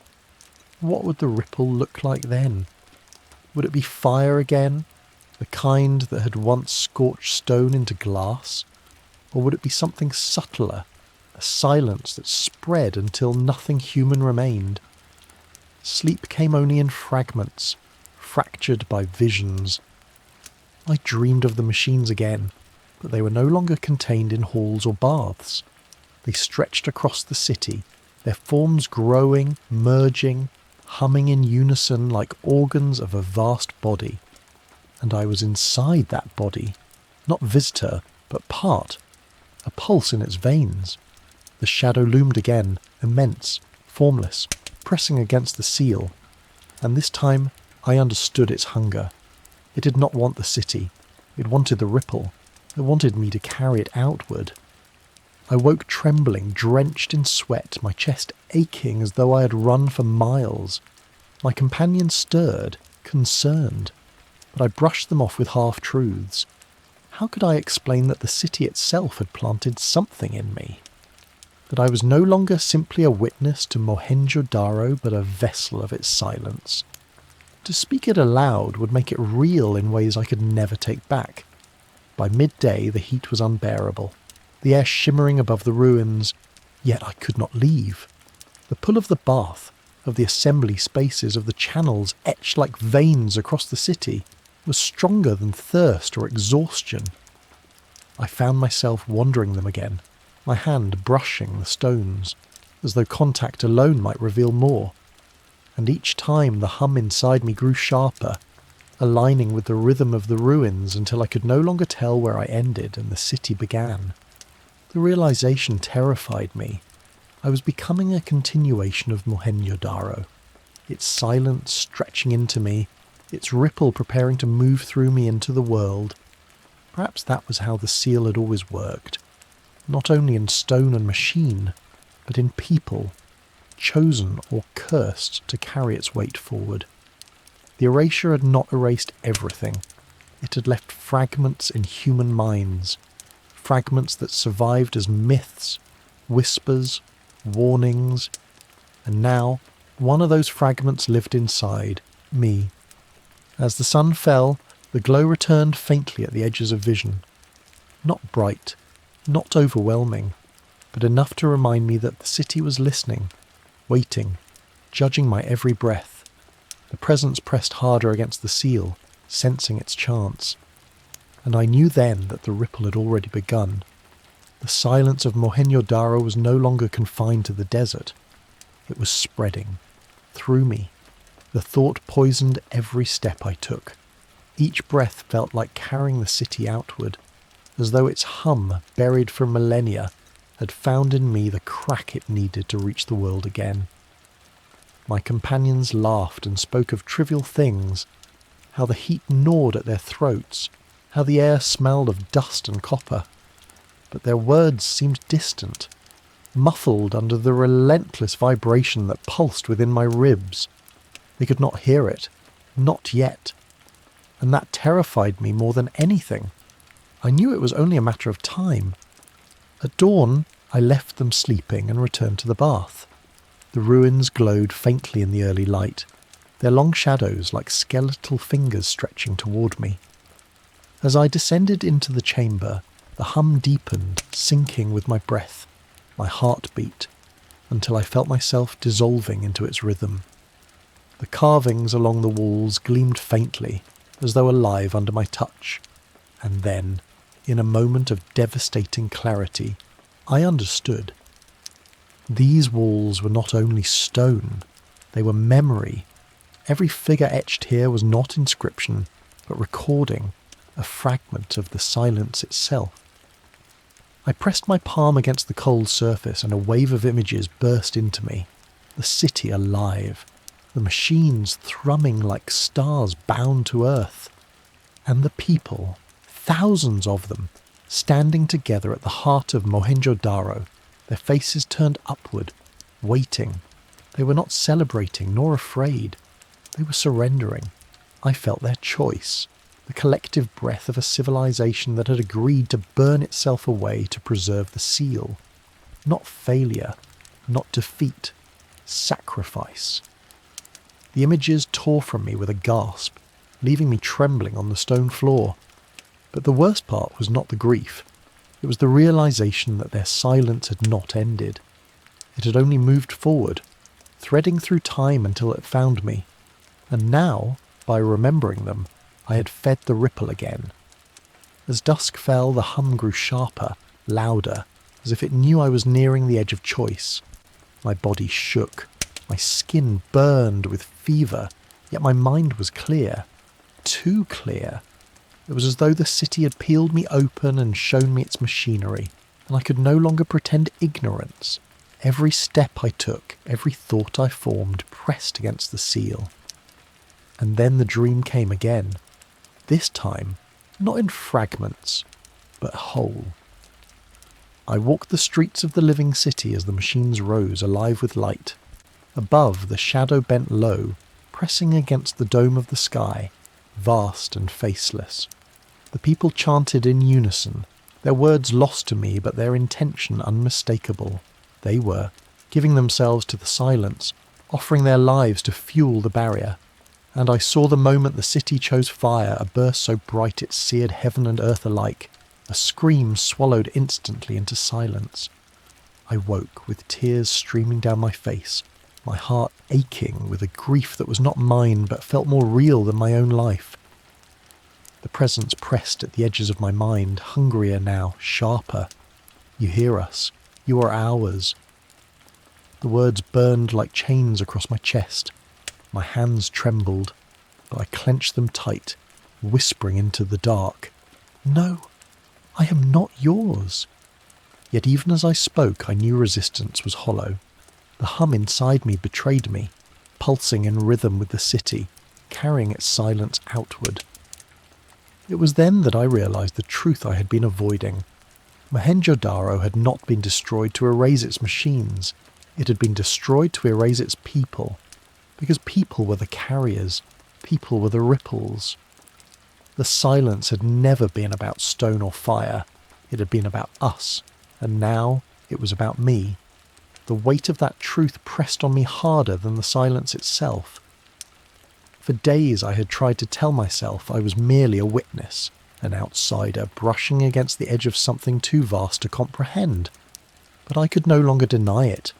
The city had chosen me, or perhaps the presence had. Either way, I was no longer a man walking through ruins. I was part of the pattern, the ripple it needed to stretch across time. The thought hollowed me. I could feel it in my chest, in the blood thrumming beneath my skin. My companions still laughed, still treated me as one of them, yet I was not. They spoke of returning home, of cataloguing finds, of writing papers that would gather dust on library shelves. None of them knew that the real discovery was not an artifact, but a parasite, one that had already rooted itself in me. I wondered if they saw the way my hands shook when I tried to hold a cup, or the way I avoided their eyes, afraid that if I looked too long the silence might spread through them as well. At night, the hum grew unbearable. It no longer lived only in the ruins, it lived in me, swelling until it consumed every thought. The machines did not need to wake. I was their continuation. Their silence was my silence now. And beneath it, always, was the shadow pressing closer, feeding on the fractures, patient as stone. I began to imagine what would happen if I left. Would I carry the silence into the world, seed it into cities that had never heard its hum? Would I become the crack that stretched until the seal itself shattered? Or would leaving silence me strip the presence from my chest as though distance could sever what had already fused into my marrow? The uncertainty gnawed at me, and the ruins offered no answer. Instead, they showed me more. One evening, as the sun bled red across the horizon, I found myself drawn back to the bath. The carvings pulsed faintly, and when I placed my hand against them, the visions returned, not of fire, but of aftermath. The city empty, the machines dead, the air thick with ash. And then, slowly, the silence shifting, pouring into one surviving figure, a man who staggered into the desert with eyes hollow and steps heavy. He carried nothing, yet everything. The ripple moved through him, onward, into whatever people he touched, whatever settlements he found. The city had died, but the silence had lived through him. I gasped, pulling my hand away. My stomach lurched with recognition. That man had been the first carrier, and now I was the next. The thought unravelled me. Mohenjo-Daro had not been a final stand. It had been a beginning. Every erasure was only partial, every silence temporary because it could always find another host. And now it had found me. My grief twisted into horror as I realised the truth. The city had never truly burned itself to save us. It had burned itself to buy time. And perhaps that time had just run out.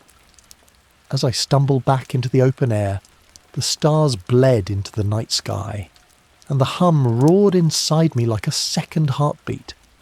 I could no longer tell if I was resisting or surrendering. Each thought I formed felt like feeding the ripple, yet each attempt to silence it only made the pressure greater. I was caught in a trap with no exit, a cycle that had ensnared countless others before me. My companions slept soundly, ignorant of the storm gnawing at the edges of reality. I envied them their blindness, but I also feared it would not last. The silence was patient, and I was weakening. And when it spilled from me into them, there would be no undoing it. I sat awake until dawn, clutching the sand in my fists, whispering to myself that I could still resist, that I was still my own. But deep down, I knew the city's silence was not just spreading through me. It was preparing me, and once it finished, I would no longer be the one whispering. That thought sat in me like a shard of glass, cutting deeper with every breath. I could feel the shift, subtle but undeniable, as if the hum inside was already trying to form words through my mouth, bending my voice into its own. When I exhaled, it was not only air that escaped me, it was resonance, faint but growing. Soon the silence would no longer be silence, it would speak, and when it spoke, it would not be me who answered. The desert dawn burned pale gold over the ruins, and for the first time, the city seemed alive, not in visions but in truth. Every shadow stretched with intention, every wall pressed against me as though listening, waiting for me to falter. I wanted to scream, to claw at the sand, to beg the earth itself to bury me, but I knew that even if it swallowed my body, the silence would escape. I was already the crack in the seal.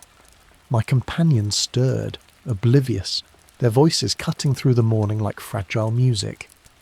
They spoke of measurements, of sketches, of departure. Departure. The word struck me like a blade. For them, leaving meant relief, return, safety. For me, it meant carrying the silence beyond the desert, bleeding it into lands that had never known its hum. If I left, the ripple would stretch across oceans, and once it spread, who could stop it? I lingered on the mound, staring at them, torn between mercy and betrayal. Should I warn them, confess what was inside me? Or would words alone plant the silence in them, as it had been planted in me? That was the cruelty of it. I could not trust even language. Every syllable might be a carrier, every whisper a seed. By midday, the heat pressed down with suffocating weight, and I wandered back into the bath. Its walls no longer seemed dead stone. They pulsed faintly, in rhythm with my chest, as though mocking me. When I pressed my palm against them, there was no vision this time, only reflection. I saw myself in the surface, but not as I was. My eyes glowed faintly, my face hollow, my lips parted as though on the verge of speaking words I could not yet hear. I staggered back, my throat dry, terror clawing through me. It was no longer waiting. It was preparing me to be its mouth. Night fell heavy. My companions laughed around the fire, but their voices blurred into background. All I could hear was the hum, louder now, stronger, pressing like hands against my skull. And then, in the fire's glow, I saw it happen. One of them looked at me too long, her gaze catching mine, and for a flicker of a second her laughter faltered, her brow furrowed, and I knew. She'd heard it. Not fully, not yet, but enough. The ripple was spreading. I broke away, stumbling into the shadows, my breath ragged. Guilt tore at me, but there was no undoing it. The silence was no longer confined to me. It was reaching. The machines had not failed. The city had not failed. I had. I wandered the ruins until the stars burned high, the hum now a roar inside me. And in the roar I heard words clear for the first time. You're not alone. You are never alone. Through you we return. I collapsed to my knees, clutching my head, as tears burned down my face. It was not simply hunger. It was certainty. The presence did not doubt, did not question. It knew that once it whispered through me, nothing could silence it again. And I realised then that the silence was not the absence of sound. It was the presence of something greater, heavier, more absolute than voice, and soon it would use me to speak. The sentence pulsed through my mind like a prophecy etched in fire. I had resisted the visions, the dreams, the hum that wove itself through my blood. but the notion of becoming its voice was unbearable. Words were power, words were contagion, and once the silence found language through me, I knew there would be no return. I would be less a man than a mouthpiece for something older than memory. That night I walked deep into the ruins, past the walls my companions avoided, into streets half buried in sand. The moon cast its silver glow across broken bricks, and I thought of how many had once walked these same paths, carrying water, carrying lives, carrying secrets. They too must have felt it, the slow seep of something pressing against them, asking not to be ignored. Did they know, as I now knew, that resistance was temporary, that the city had already chosen their fate long before the fire? I stopped before what had once been a granary, its walls still massive, the air around it thick and unmoving. For a long moment I simply stood, listening. Not to the night insects, not to the wind, but to the throb beneath it all, the pulse in the stones themselves. And there, without touch, the vision came unbidden. I saw the final assembly of Mohenjo-Daro, not in fragments, but whole. Thousands gathered in silence, the machines burning with light behind them. The leaders spoke without fear, their words carried not to resist, but to surrender. They offered themselves willingly to the silence, binding it into their bodies, sealing it away with their sacrifice. Not escape, not survival, containment. And yet even then it slipped. One man walking into the desert with hollow eyes, carrying everything within him. The image seared through me, leaving me trembling, and I understood. I was walking his path. The silence had waited, coiled and patient, until it could find another like him, and now it had. I returned to camp at dawn, my throat dry, my mind hollow. My companions were packing, their laughter forced, their energy brittle. They were ready to leave, but I could feel their unease. The ripple was already touching them.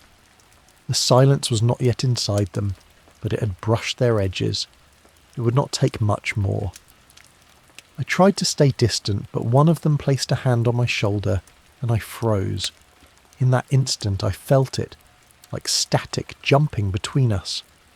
Her eyes widened for just a second, as though she had caught an echo. I pulled away too quickly, muttering excuses, my chest burning with dread.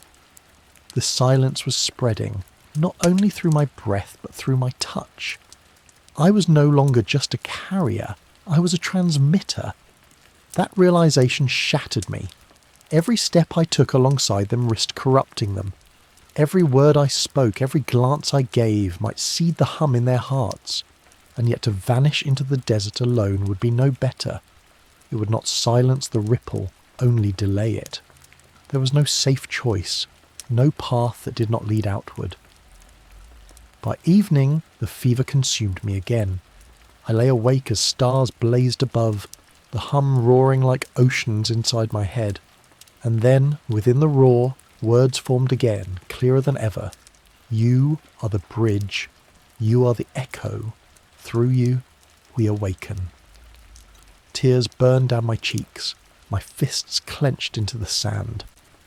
I wanted to scream, but I feared the scream itself would not be mine. Already I felt the pressure rising in my throat, like a song swelling that was not mine to sing. Soon the silence would speak, and when it did, the world would listen. The phrase echoed inside me, more dreadful than any vision I'd endured. It was not only a warning, but a certainty. The silence did not doubt, it did not hesitate. It had waited for millennia, coiled within stone and ash, and now it had found the vessel it needed. Me. The ruins had not been the prison. I was, and prisons can always be broken. That night I wandered to the edge of the site where the desert stretched into endless blackness.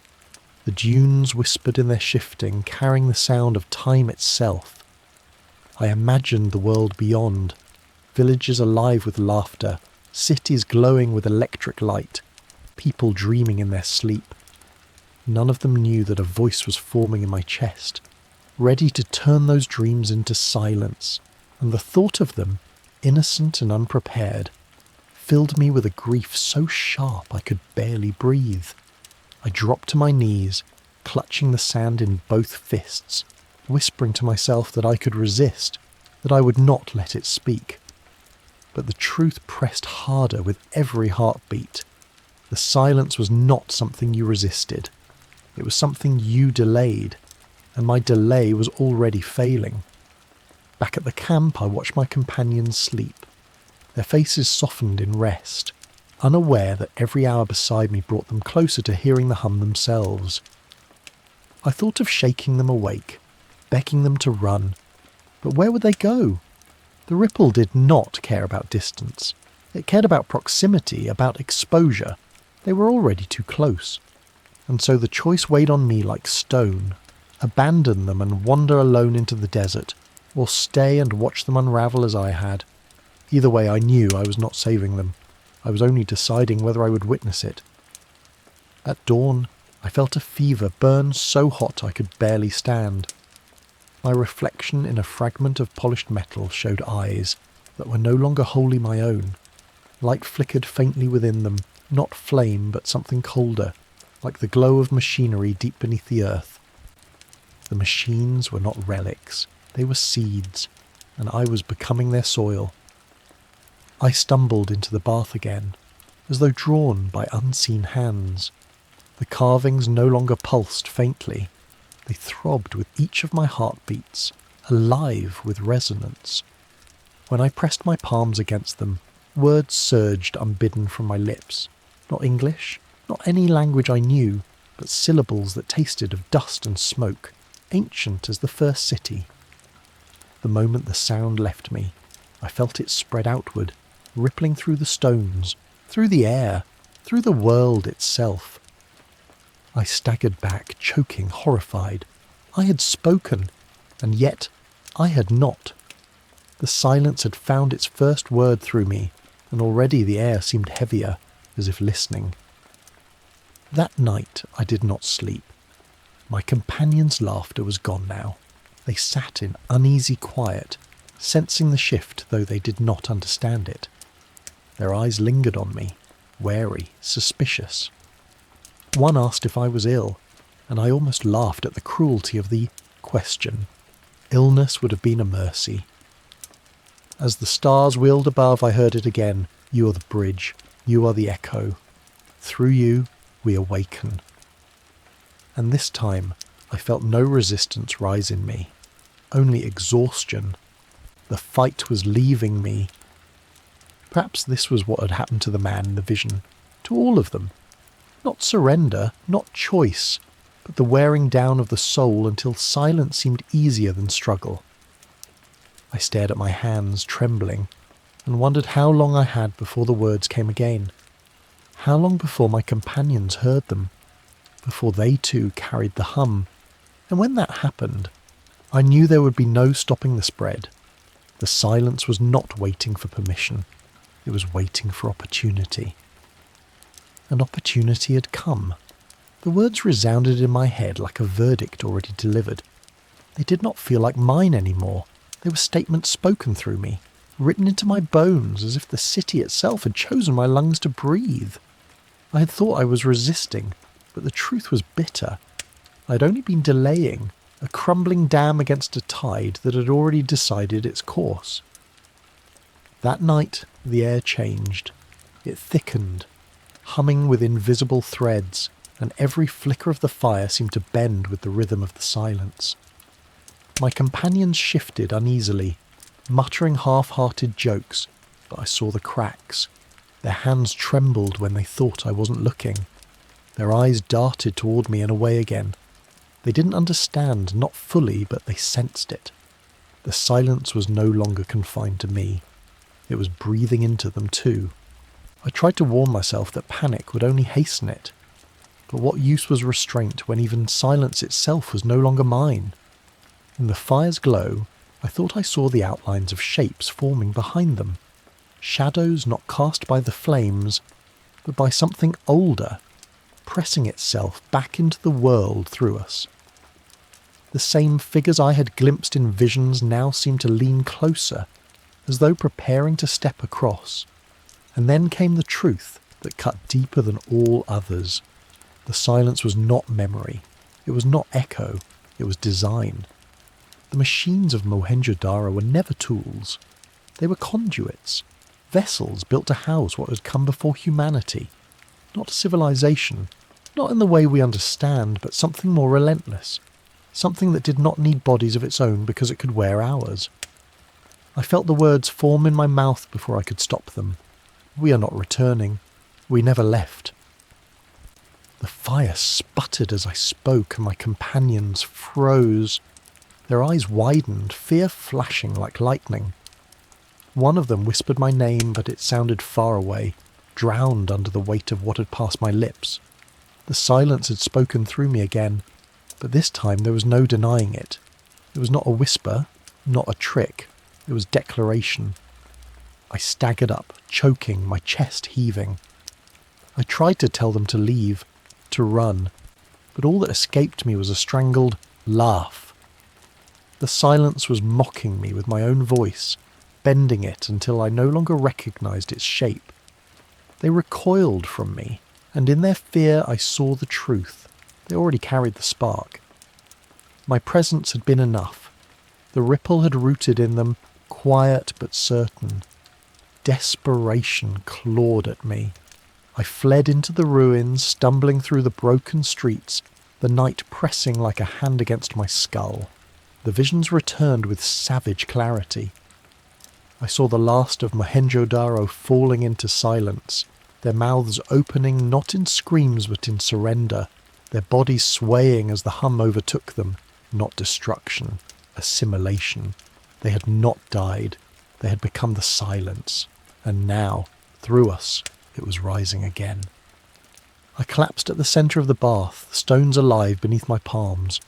Their hum matched the beat of my heart, and I realised the machines were never meant to be buried. They were meant to wait, to slumber until another voice could awaken them. Mine was that voice, unwilling yet inevitable. Through tears I whispered to myself, clinging to the last fragment of thought that was still mine. If I am the bridge, then I must choose what crosses. But even as I thought it, the silence pulsed with laughter, deeper than words, older than thought, because the truth was already written in me. They hadn't left us clues, they'd left us warnings. The weight of that realization struck like a blow to the chest.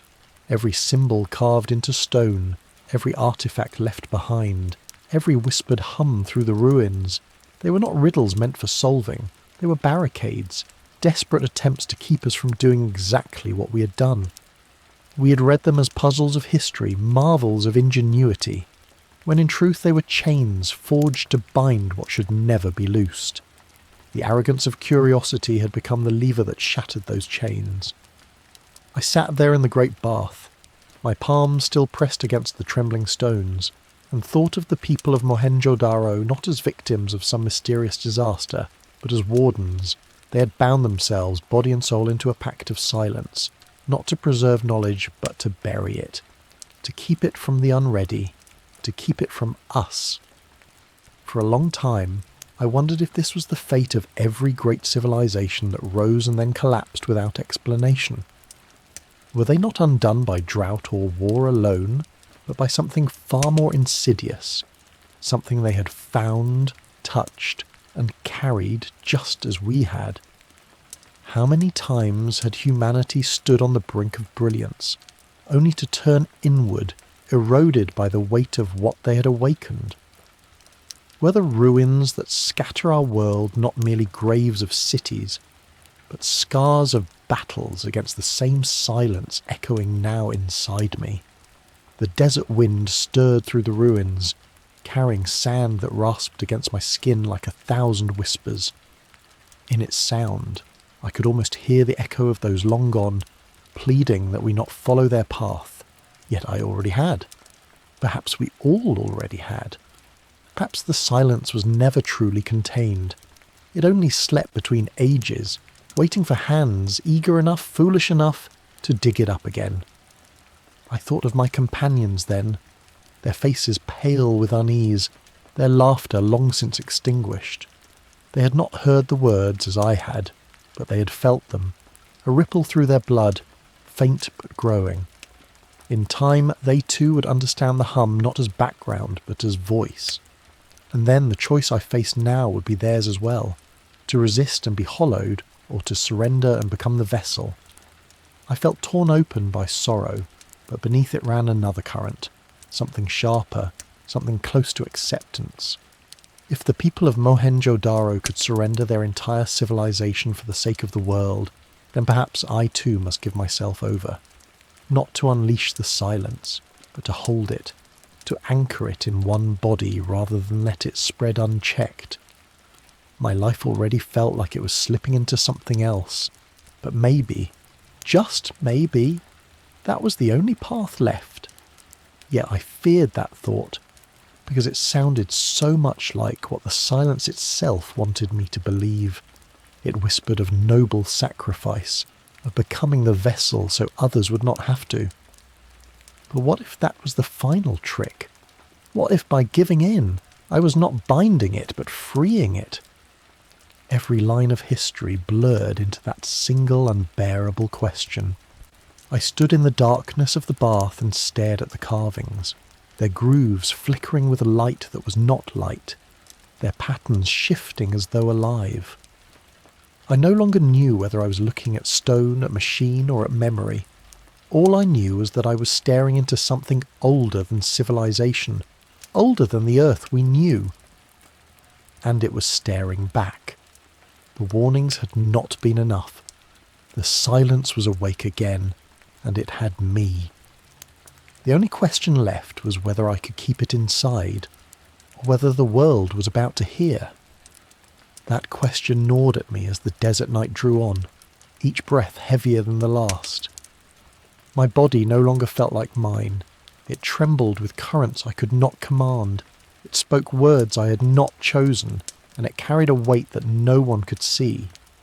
I wanted to believe I had the strength to hold it, to lock the silence inside myself and keep it from seeping further. But doubt clung to me like a shadow, whispering that my resistance was not strength but vanity. I thought of Mohenjo-Daro, of the thousands who had made their choice under the same stars, trading life for containment. Were they heroes, or had they been deceived? Their sacrifice turned into nothing more than a delay. The ruins offered no answer, only the endless hum that promised continuity beyond flesh, beyond time. And maybe that was the most haunting truth. The silence did not care whether I fought or yielded. It would endure either way. At dawn, I climbed the crumbling steps of the great bath and looked out across the ruins, one last time. The Yeti stretched beneath me in fragments, but for a heartbeat I saw it whole again. Streets alive with footsteps, fires glowing, voices rising in chants. Not voices of celebration, but of resignation. The same resignation I now carried in my chest. Perhaps the city had never been destroyed. Perhaps it had simply become what I was becoming. A vessel, a warning, and an echo. The sun rose slowly, gilding the desert with fire, but its warmth could not reach the chill in my bones. My companions stirred behind me, unaware of how close they stood to the edge of the same abyss. I wanted to tell them, to cry out, to beg them to turn away. But the silence pressed at my throat, shaping my words before I could form them. What left my mouth was not plea, but prophecy. We are the echo of what came before, and soon you will be too. Their faces paled, they recoiled, but it was too late. They had heard me, and in hearing, they had taken it in. The moment stretched endless, and in it I understood, history does not vanish. It waits. Every ruin, every forgotten city, every silence we cannot explain, they are not absences but thresholds, and each time we cross them, we awaken something that was never gone. Mohenjo-Daro had tried to bury it, but they had only left us the message carved in their stones, not to seek, not to awaken, not to repeat. And yet we always repeat. Now I stand between two truths, both unbearable. Either I hold the silence within me, locking it in my flesh until I burn away like the last guardians did, or I let it pass outward, through words, through echoes, through those who walk beside me. I do not know which has already begun. Perhaps the decision was never mine to make. So I leave this, not as confession, not as warning, but as reflection. If civilizations fall not from weakness, but from what they awaken, then what does that mean for us, for the world we're building now? If every stone remembers, if every silence breathes, then how long before it finds another voice to carry it forward? Could Mohenjo-Daro be only one of many, a fragment of a pattern repeating endlessly through the ages? If their machines were not inventions but conduits, what were they conduits for? And why did they need us to continue their work? And if we are already part of it, do we even have the choice to refuse? Tell me, if they were here before us, what mistakes might we be repeating? Could our own cities vanish as completely as theirs? Or is that how every story ends, not with answers, but with echoes? Share your thoughts below, and if you're new here, subscribe to Planet Echoes for the next chapter in the world's hidden history.